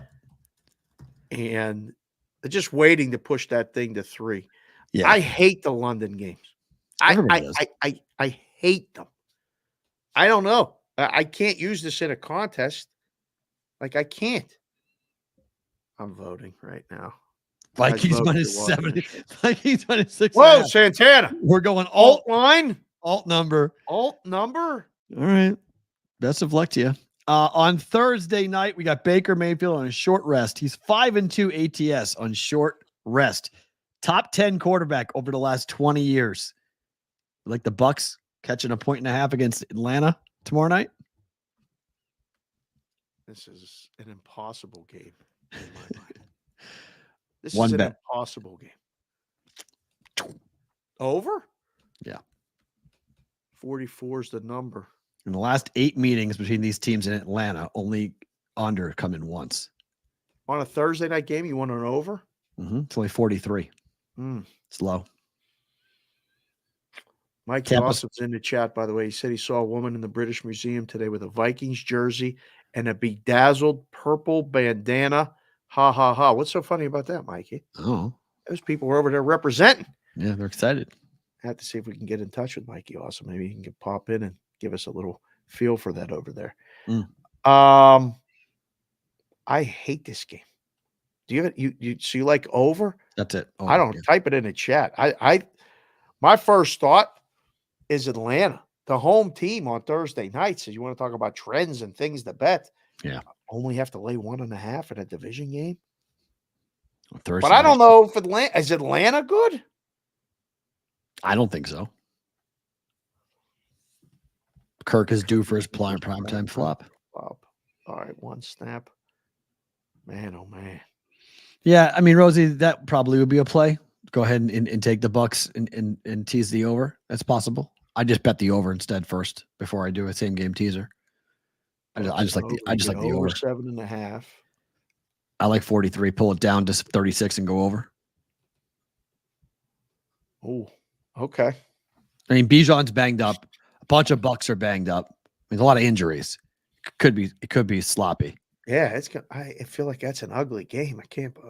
But ugly can mean points too, though. Ugly can turnovers and mistakes and sacks and strip sacks and fumbles and could be ugly that way. It can be ugly like Giants, Dallas, a lot of field goals, a lot of crap. True. Like ugly like Jets, Patriots, ugly. KC has won 10 straight games. They got the Saints and the Niners next. They beat them both 1-1, 0-2.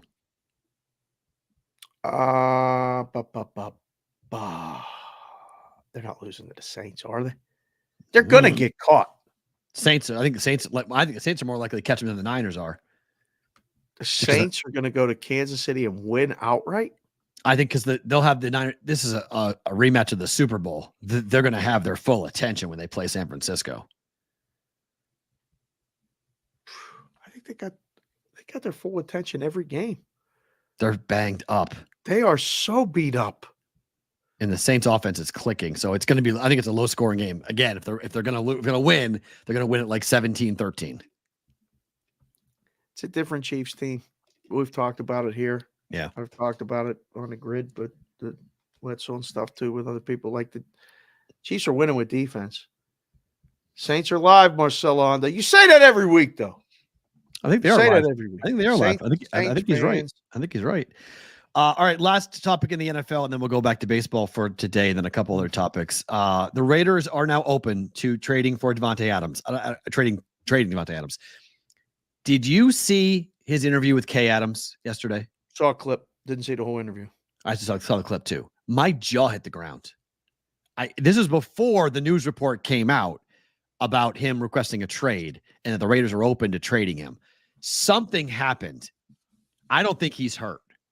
Something happened before the game last week, either between him and Antonio Pierce or him and somebody, because he was always, literally at the press conference on Monday, he was talking about how he wants to be here, what he wants to do, how things are going to go for the future with the Raiders.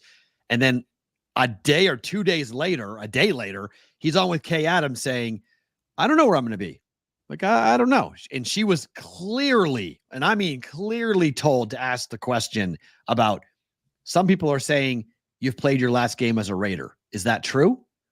And he goes, well, I don't know. I think, maybe. Like, it was the craziest answer about his future, where he'd always been like, this is where I want to be. This is where I'm going to be. And now he's open to be traded, and the team apparently is open. Your Steelers right now have the buzz. He's not going to Pittsburgh. You don't think so? No, I don't. Okay, think it's why not? Well, he's an option, all right. Yeah, He's an option. Ayuk was going to go to Pittsburgh, and I said it on here. I never thought he was going anywhere. I don't know. Obviously, the Jets is the first choice. He's not going to the Jets. Well, he has more of a chance to go to the Jets than the Steelers, in my opinion. Wow. I don't think the Raiders are going to give him where he wants. I think they're going to send him. I don't think he goes to Kansas. He's not going. Everyone needs to stop this. He is not going to Kansas City. Wow. I'm telling you right now. What a move that would be. I will eat whatever you want me to eat on air. Oh, God. Don't say that, please. Okay. He is not going. Oh, boy. There he goes. There is no way the Raiders are trading Devontae Adams in the division to the two-time defending champs. Stop even suggesting that, guys. It is never, ever, and I mean ever, happening. He is never going inside the division. Now, other AFC teams, You wouldn't eat the poop, would you? No. That's a little hard for me too. Him inside the division makes it a little bit is never happening. Inside the conference, I'm even like, I don't know if he goes inside the conference. So, like, what NFC team would be most likely for him to get? I could see the Raiders saying, we'll send you to an NFC team. And there's probably a couple out there that would be interested in Devontae Adams. He essentially has 1 year left on his deal. Like, this could be his last season if you wanted to exercise some of the buyout options. 2 years after this, technically, if the team wanted to pay him, but there's language to get somebody out of it. If you wanted to get out of it this year, you can get out of it. So that's why there's some people who are saying he's only going to go for like a second round and a fifth round. This is the big one, Fish Killer. Washington. That the Commanders may be the team that go out and get him. Well, that would be fun. And the team, I think the Raiders, as good as Daniels looks, I think the Raiders would be cool with it, because you need basically a rookie quarterback. You need someone who can afford the contract for Devontae Adams. I think it's I think the Commanders are a real possibility. Huh. Give your rookie quarterback I know you've got some nice weapons in Washington already. Everything's working pretty good right now. I mean, they're scoring a lot of points. I don't know but sometimes you got to be careful adding a piece that I know, but you add a weapon on the outside like that, where you already have guys over the middle that you can throw to right now, and you've got a couple running backs, and you've got Daniels who can run. That would be a pretty nice pickup for the Commanders. Right. To go get Devontae Adams. Step up in a big way. Put him back in the NFC. I mean, he wants to play with Rodgers. Obviously, they're never going to give him. They're not going to give it to him. They're not going to say, "Hey, yeah, let's send you to the place you want to go play with your boy." I mean, if they pay what? I don't know. I have You no got to give idea. up what, a first round pick? No one's giving up a first round pick for Devontae Adams. Not even the Jets. I don't know. They have to create a market. I don't know if there's a The Jets are supposed to pay Hassan Reddick. So if they're going to get out of the Hassan Reddick world and say we're not going to take Reddick, they could pay for Devontae Adams. Otherwise, they can't do it. So that means they have to give up on Reddick, who they need desperately because their defense has no pass rush. Yeah. So you can go get Adams all you want, but you can't stop anybody. You can't stop anybody. Huh. I mean, didn't he come here to play with Derek Carr? Yes. Mm-hmm. So what, he goes to the Saints? Makes sense. God, that'd be crazy. If they go reunite and go win a championship, oh boy. How about that? Well, that would really help everything for the Saints. I mean, I might have to make them the favorite to win a division. Oh, yeah. Win the division, sure. That would help them tremendously. So we'll watch. We'll see what ends up happening. It should be fun. Mania against Montas today. Mets, Brewers. Who we liking in the late games? Oh, Manaya's been so good. On the He's road, been though, his so numbers good. are a little bit elevated. Yeah. Something going on with that Mets team. We've been talking about it. Like, again, caught up in August talking about it. I don't know. First thought is Mets. It was a bad way to lose that game yesterday with the Brewers. And again, the baseball players they're amazing as far as just being able to turn the page. It's like it's another game. We lost. It's worth one. We got to get today.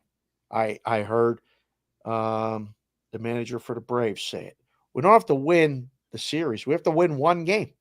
We have to win tomorrow. We have to win one game. Can the Brewers do it? Yeah. I'm surprised that this would be dead pick 'em to me. Dead pick 'em. Just leave it 110. Let them bet it. And if somebody wants to bet, let me see. Hit refresh. Back to the baseball. I mean, that game flew over yesterday. Yep. I think we get the opposite game today. Okay. Yeah, I think we get a lower scoring game. It's minus 115 or minus 120 at every book in the world. Let's go to 110 and get some Brewer money if it's me. Are you like a side in this one? I'd only go Mets if I was going to bet it. Right. I'm not touching it, but Mets. Brewers aren't any. Brewers if they had Yelich, I might say yeah. They're just lacking a lot of oomph. Oh, they got young kids too doing it. I mean, they got a good lineup, good manager.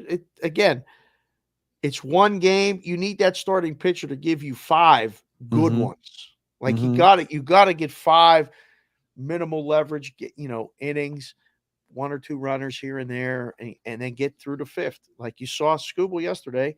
He cruised, and then he got hit with that ball, and it looked like they were going to score runs multiple times in the 6th and the 7th. He got out of it. It's an ace. Monta's got to be an ace today. I like the Mets. Fried, Musgrove. You guys on the East Coast, brew the coffee. Get ready. This is the game of the day.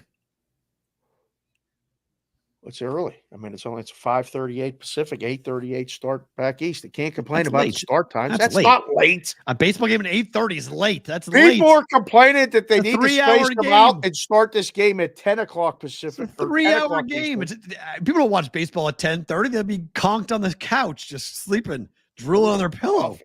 It's tough. It's late. I was just there. 10:30 baseball put me to sleep. That's hard. This game will be over by 10:35. 2-hour game? 2-hour game. This thing's gonna fly. You see the total? Great. I bet under 7. Musgrove. Good. 6.5. The game's going under. I got 7 last night. Yeah, good. Well, that's the side. It's late, Dave. Late. What are you talking about? It's late. I'm just telling you. Claire was on yesterday. Claire hit it out of the park yesterday. That was a great appearance. It's late. So that's late. Great appearance by you, Claire Chick. But listen, you're running on. Your baseball team is still playing. Bondi, 9:30 in Atlantic time. Whoo, baby, that's late. Oh, that's right. He's over at the corner of Nova Scotia. He's on Atlantic. What Boston should be. Boston should be Atlantic time. Bombay don't even sleep, though. That dude's a beast.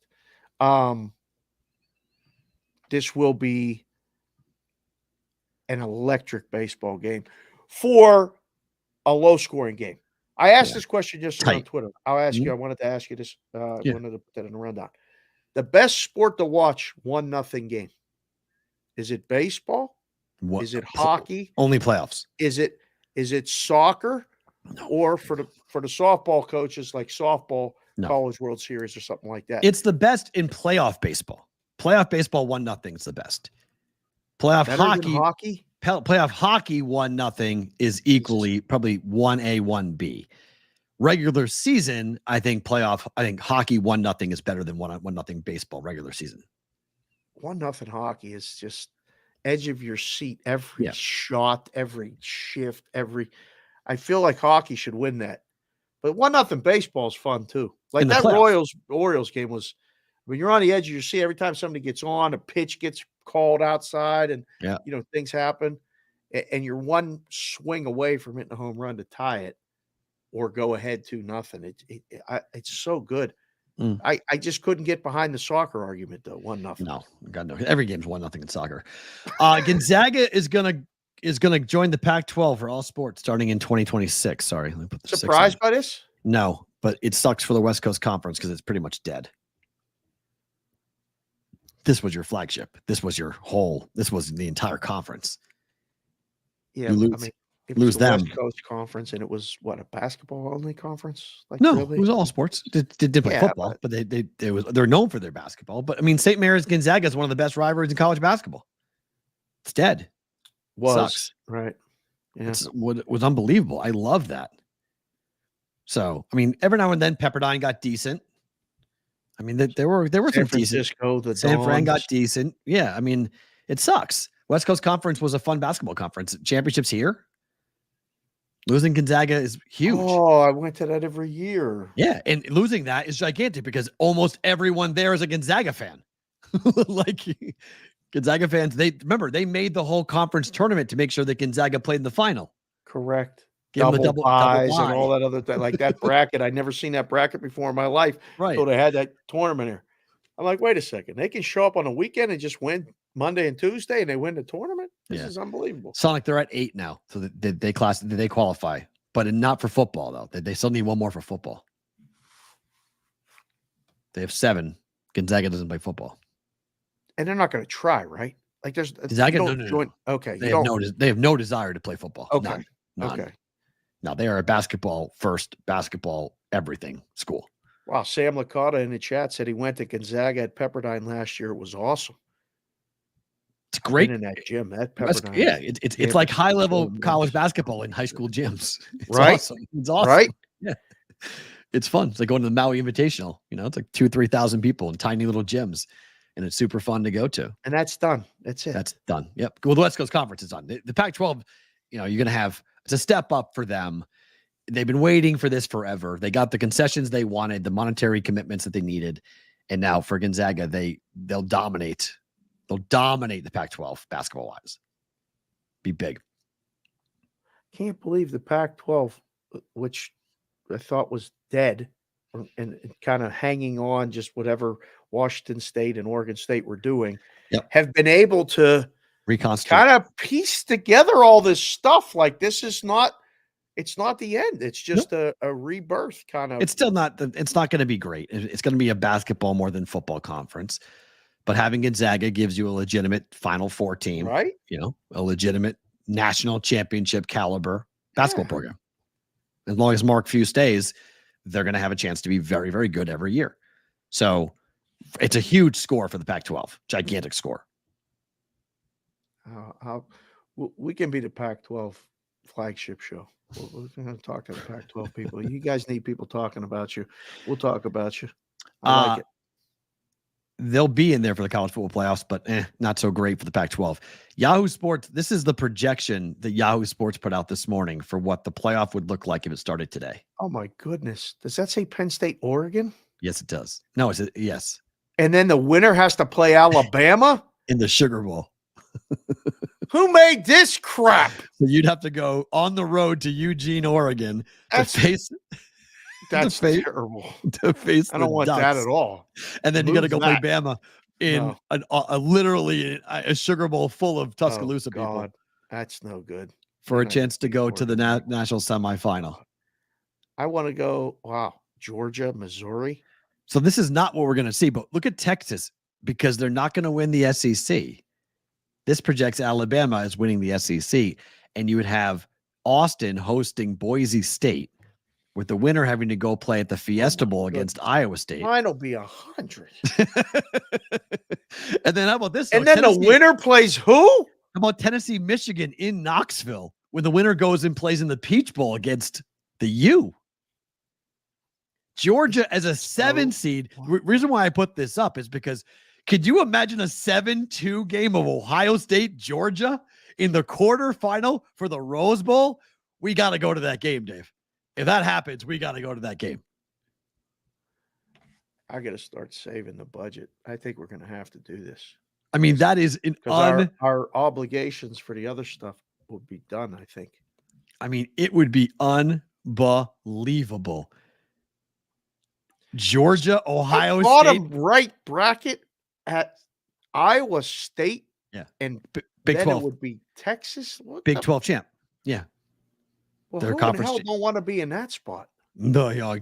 I would love to be the 5 or the 12 in that spot. Right. 100%. But give me a shot at them. And then the U, Texas, Michigan goes conference to play champs. the U. Right. So I would see Tennessee going through that to get to the semifinal where they probably would play Georgia. So it'd be Tennessee, Georgia, Alabama, and then Texas. Final 4, all SEC. I mean, you don't like the folks yelling SEC anyway. If we have a Final 4 and it's all college, all SEC for the Final 4, it's an SEC party. I've been saying it all along. It really would be, though. It really would be. They're going to fix this thing like this. They're going to. How many teams from the SEC are in that by that projection? Good question. I think it was 5. Let's see. 1, 2, 3, 4, 5. Oh wait, no, no, more. Sorry, hold on, wait. Pull that off the screen. Sorry, there's more. 5. Tennessee, Missouri, Georgia, Alabama, Texas. 3 Big 10. 3 Big 10. 1 Big 12. Only because they get an automatic bid, right? And then the group of 5 team. They'll figure out how to make that 12. That Boise, that'll be Ole Miss. And by the way, don't sleep on that 12 seed. That's not an automatic. Right. That could be UNLV. That could be UNLV. That's possible. If they win the Mountain West Conference and they beat Boise head to head, and they'll have that game coming up. If they beat Boise State, that could be UNLV. Wow. And they'll get destroyed by Texas. Wow. Like 800 type of number. Game total be like 100. Total be like 100. UNLV ain't going to change. They're going to just try to, that go-go offense is for real. Like they're going to say, all right, we got to score 60 today, boys. We're going to win this one 60-50. Wow. So that would be fun. That would be fun. What's the line on UNLV Texas? A lot. 28-30. That's at Texas? Yes. Oh, yes. It's an on-campus game. 30? 30. 31? Oh, man. Housed. I mean, like destroyed. Housed. But I mean, the bracket is this is only just what Yahoo Sports is putting out for Nick Bromberg, who we should have Nick Bromberg on the show. He's a good guy, good college football writer. The top left of Georgia, Missouri, and Ohio State. That's ridiculous. That's so hard. Tennessee, Michigan, outstanding. Oregon, Penn State, outstanding. Winner gets Bama. Yeah. I mean, the top of the bracket is really hard. It's the Rose Bowl, Sugar Bowl. The bottom is not that hard. I'm praying to be one of the bottom teams. How'd the Peach Bowl get the game? Because it's one of the 4 power. The Peach Bowl is? Yeah. Mm-hmm. It was elevated a bunch of years ago. Remember when they expanded the football playoffs, when they expanded it to the playoffs, the 4 playoffs, the Peach Bowl became part of the rotation. Is it in Atlanta? Yeah. Mm-hmm. Mercedes-Benz. Okay. Yeah. So it's a gorgeous area. Big. It's fun. I have to go there at some point. Never been to Atlanta. Yeah, only flown through. Never multiple times. I've been there multiple times. I've actually, it's a fun. I've been to that. I have not been actually. No, I've not been to Mercedes Benz. I've been to the old. Went to the old place for that for Georgia. Guys, if you're watching live with us on YouTube and Twitter, you're not moving because we have bonus time coming up with Better to Book It, our favorite thing about today. If you are on replay on SportsGrid TV or listening on SiriusXM channel 159, thank you to Evan Abrams from the Action Network. Thank you to Alex Kane in Sporttrade here on a Whale Watch Wednesday. Tomorrow is prime time Thursday. Yes, it is. Thursday night football. We'll get to Joe Brennan or Adam Bjorn on the program tomorrow. The rest of you guys who are live, you get bonus time.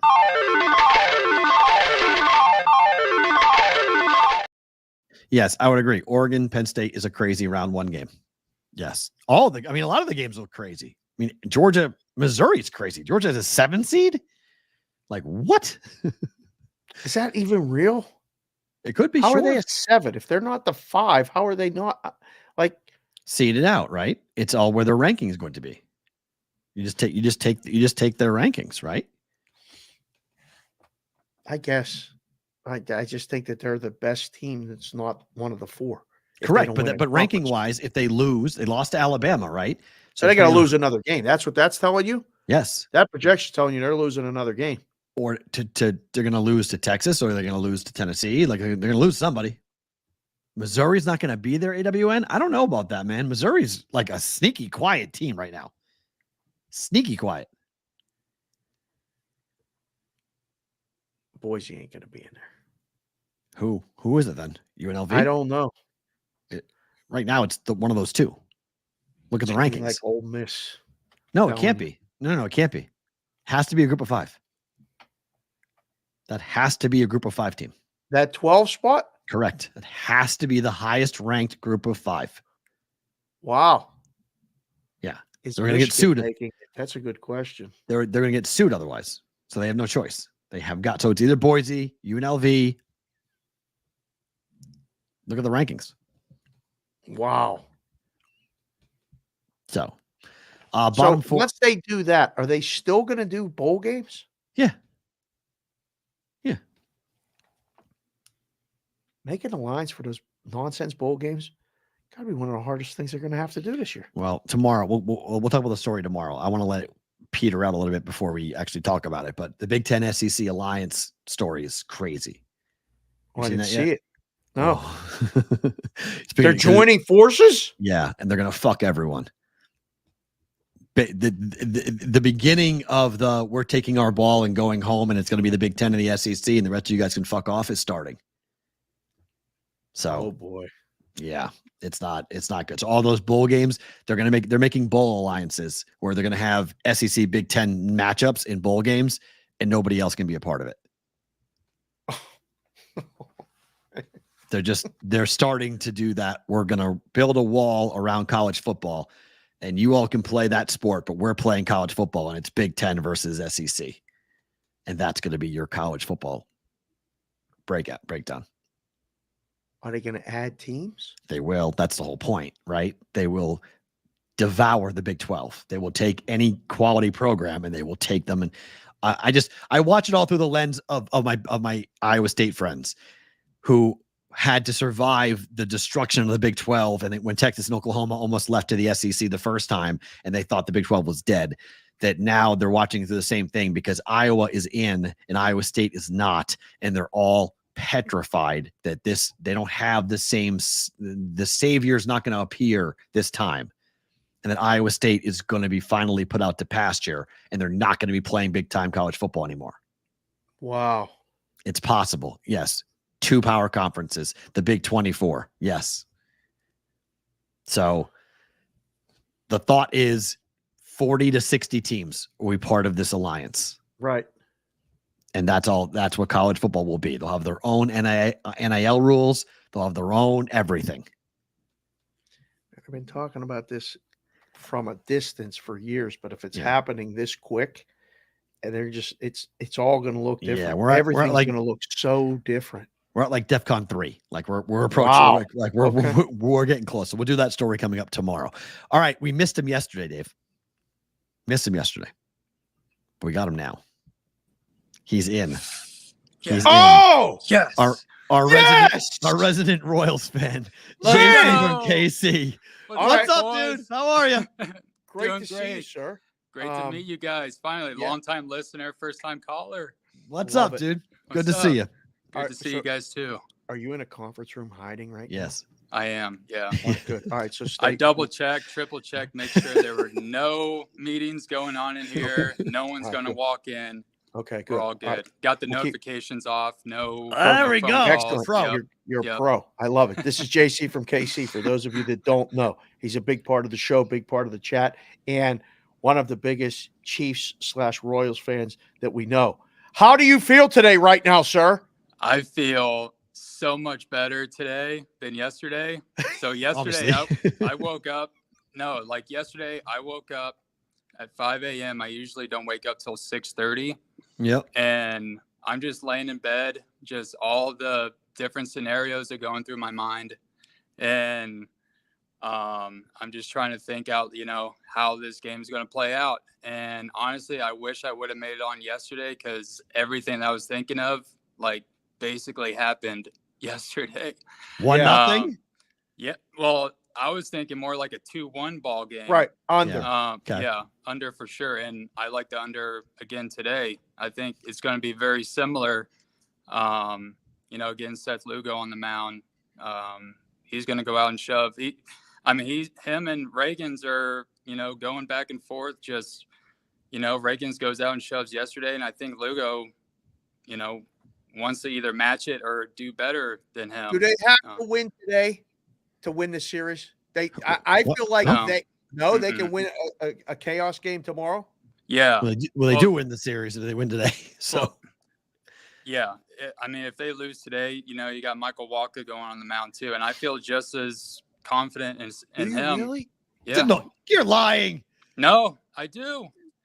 You feel as confident with Walker on the mound as you do with Lugo today? He's been outperforming these past couple months. Look at him. Multiple games, he only gives up a couple runs. He'll give you 5 innings of good pitching. Yeah. Is this say the impossible happens? Say they win today. Mm-hmm. Is it just is it a death march against the Yankees? No. Are they just toast, done, finished? I don't think I don't know. Goes to George. You remove the fandom. They're going to be a gigantic dog. Right. Yes. Yeah. And I think these boys really want to prove themselves because you'll get Reagans again on Saturday. He only threw 80 pitches yesterday. He got. So you think he starts game one? He if they win today, he starts game one either way, right? Yeah. Mm-hmm. Oh baby. 100%. Yep. Oh baby. So I think the boys are going to try to attack the Orioles early today. I think that's their goal. They got to deflate this crowd, deflate the energy. I think that's their ultimate goal. If they can jump out, rack up 2 runs in the first couple of innings and, try to get 6 good innings out of Lugo again. And I don't know who that's what we need, right? I think for Royals backers, fans, whatever, you got to get him into the 6th comfortably. Not a lot of high leverage innings, a couple 1, 2, 3s would be great. Yeah. And then we'll take our chances, right? First 5 under got to be a play. I think, I totally agree. Yep. And Zach Eflin, they faced Zach Eflin earlier this year, and I think they put up 5 earned runs against him. And obviously, the offense right now is totally different than what it was back then. Nice. But I think you just got to rely on certain guys to get on base and rely on certain guys to, get them in, such as Bobby Witt Jr. and Vinny Pasquantino. Hopefully he can, get something going for them. Because I think with the addition of Vinny back in that lineup, that gives a whole lot of confidence to everyone else around him. And I think they got a real shot. Yeah. All right. Enjoy it. Have fun. Are the Chiefs? Yes or no question. Are the Chiefs winning against the Saints? Yeah. Oh yeah. Under. Under 4. I think it's 42.5. Well, every game for the Chiefs, the only way you win is going with the unders. They're a defensive team now. That's their focal point now. That's right. Spags, Coach Spags, we trust him, and he'll get the boys ready, and it'll be a big game even for the Saints because Derek Carr coming back. Many times that he's been pummeled by the Chiefs over the years, and I think even Tyrann Mathieu still with the Saints too, who was on the Super Bowl team for the Chiefs a few years ago. So I think they'll definitely come in wanting to beat this Chiefs team at home, but I think it's going to be a defensive battle ultimately. Yep. All right, my friend. Thank you for being here. You look Get great. back to work. Enjoy the game today. Should be a lot of fun. We'll talk on Monday. Thanks a lot, guys. That is JC from KC joining us from the Brigade. Outstanding. Got him on the show. Look at that. It's like we're taking calls like an old school radio show. Claire check yesterday, and we go with JC from KC today. So good stuff there. It's good for the boys, man. We'll see what happens with that. Yes, Kevin Whitrock. Today's the last day without football. I don't have to bet anything except football for 2 months. You're absolutely right, Kevin Whitrock. I didn't do it yet, but I almost took Troy last night. Getting close. I gotta take a look at it, but may take Troy home dog tomorrow night, Thursday Night Football. What? It's a little Sunbelt action. Take Troy. Hold on, let me see. College football, Texas State. I want to see. I want to see if I can get. I'm waiting on 14. If I can get 14, I like Troy. Oh my God. It's 13.5. So I need those 2 touchdowns to come in and take Troy. So we'll see what happens coming up with that. But we'll see how it plays. Better to Book It has the first bet of 2024 for hockey.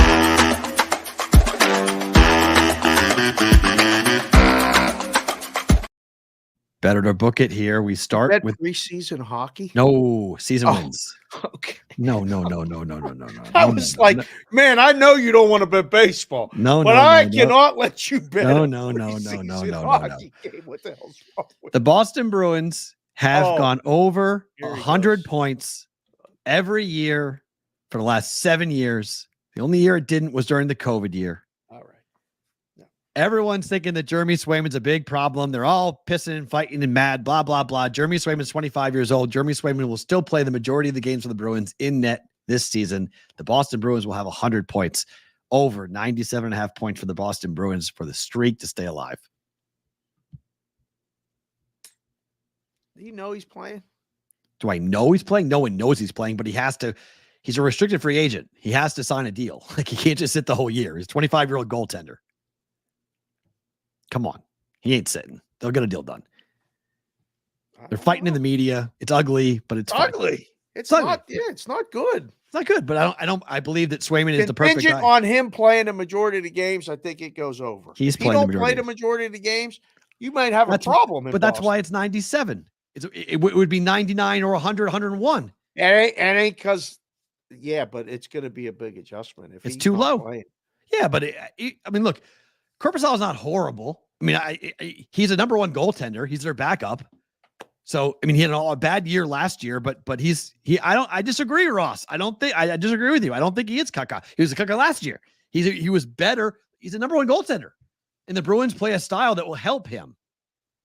So I like the backup. I know he's not Allmark. I get all that, but again, I think Swayman plays the majority of the games. I'm not worried about this. The majority of the games, this goes over. If he don't, he could be in trouble. In trouble meaning they get 89 or 91. Like it's not going to be like they're going to get 60. They still have Brad Marchand. Okay, you still have Marchand. You still they're old, man. They're old. There's 6 new players on that roster that aren't old. That's good. They've changed over. They've gotten younger. So I'm not defense being played in this baseball game. It's 0-0 in the 5th. Tigers are literally putting this together with duct tape. This is luck right now. The Astros have had so many base runners. It's ridiculous. They're into the bullpen. They've got 4 arms in the bullpen. At some point, this is going to catch up to them. At some point, this has got to. The Astros are 1 big hit away from blowing this game open. They may not get it. If they don't get it, they're going home. They need 1 hit to blow this game open, and they're going to win the game. And we'll see tomorrow. It's going to come down to that. Like, can they get the 1 big hit? Because they've had 3 innings with 2 runners on and not 1 big hit yet. Unreal. So these guys are getting hit. These guys are getting fortunate 3rd outs on this. Ball's hitting the right place. Padres and the Braves under 7.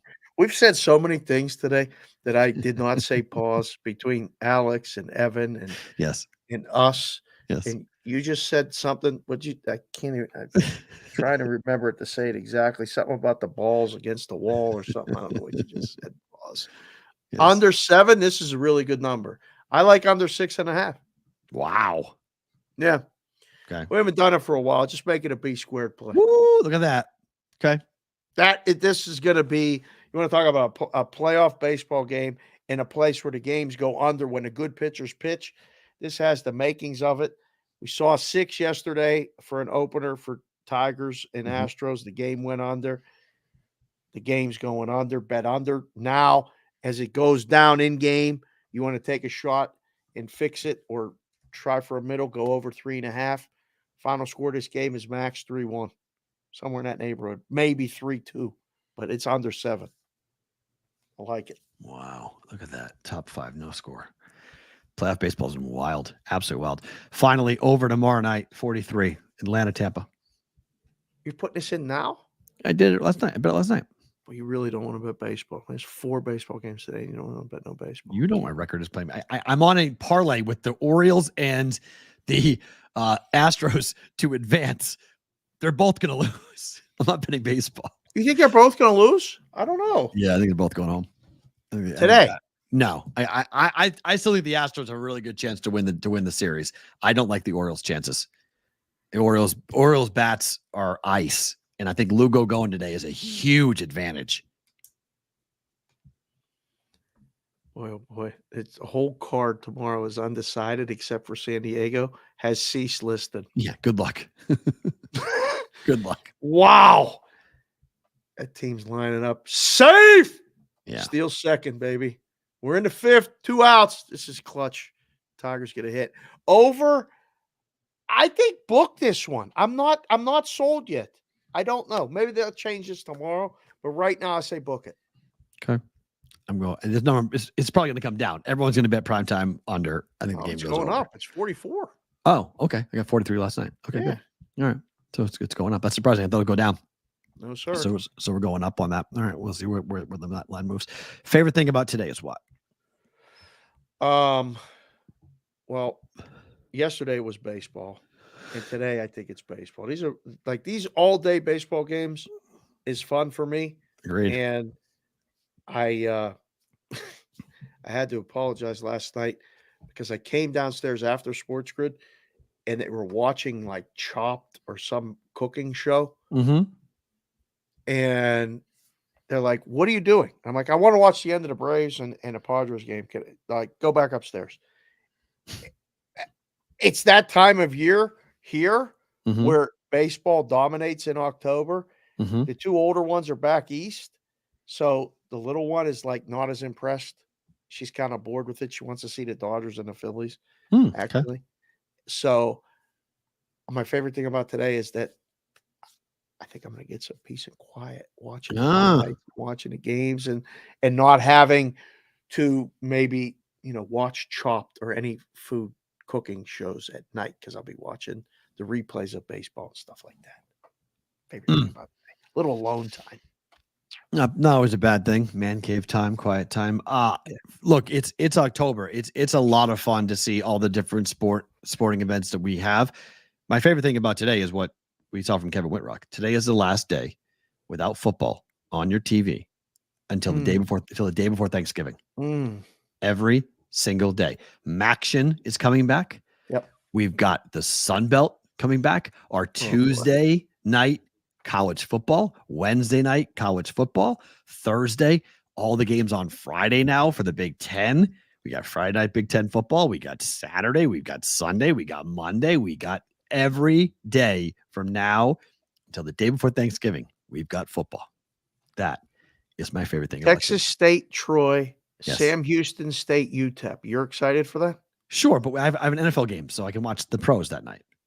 Tampa and Atlanta. Read the Friday night games. Friday night games in college football are great. Jacksonville State, Kennesaw State.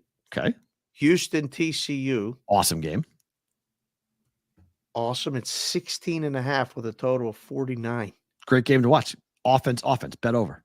Michigan State and Oregon. Yeah. 24. Can Oregon cover it? We're gamblers. It's all about the money. It's about the numbers. There's only one game that's important Friday, Syracuse and UNLV. Awesome game. We're going to be there.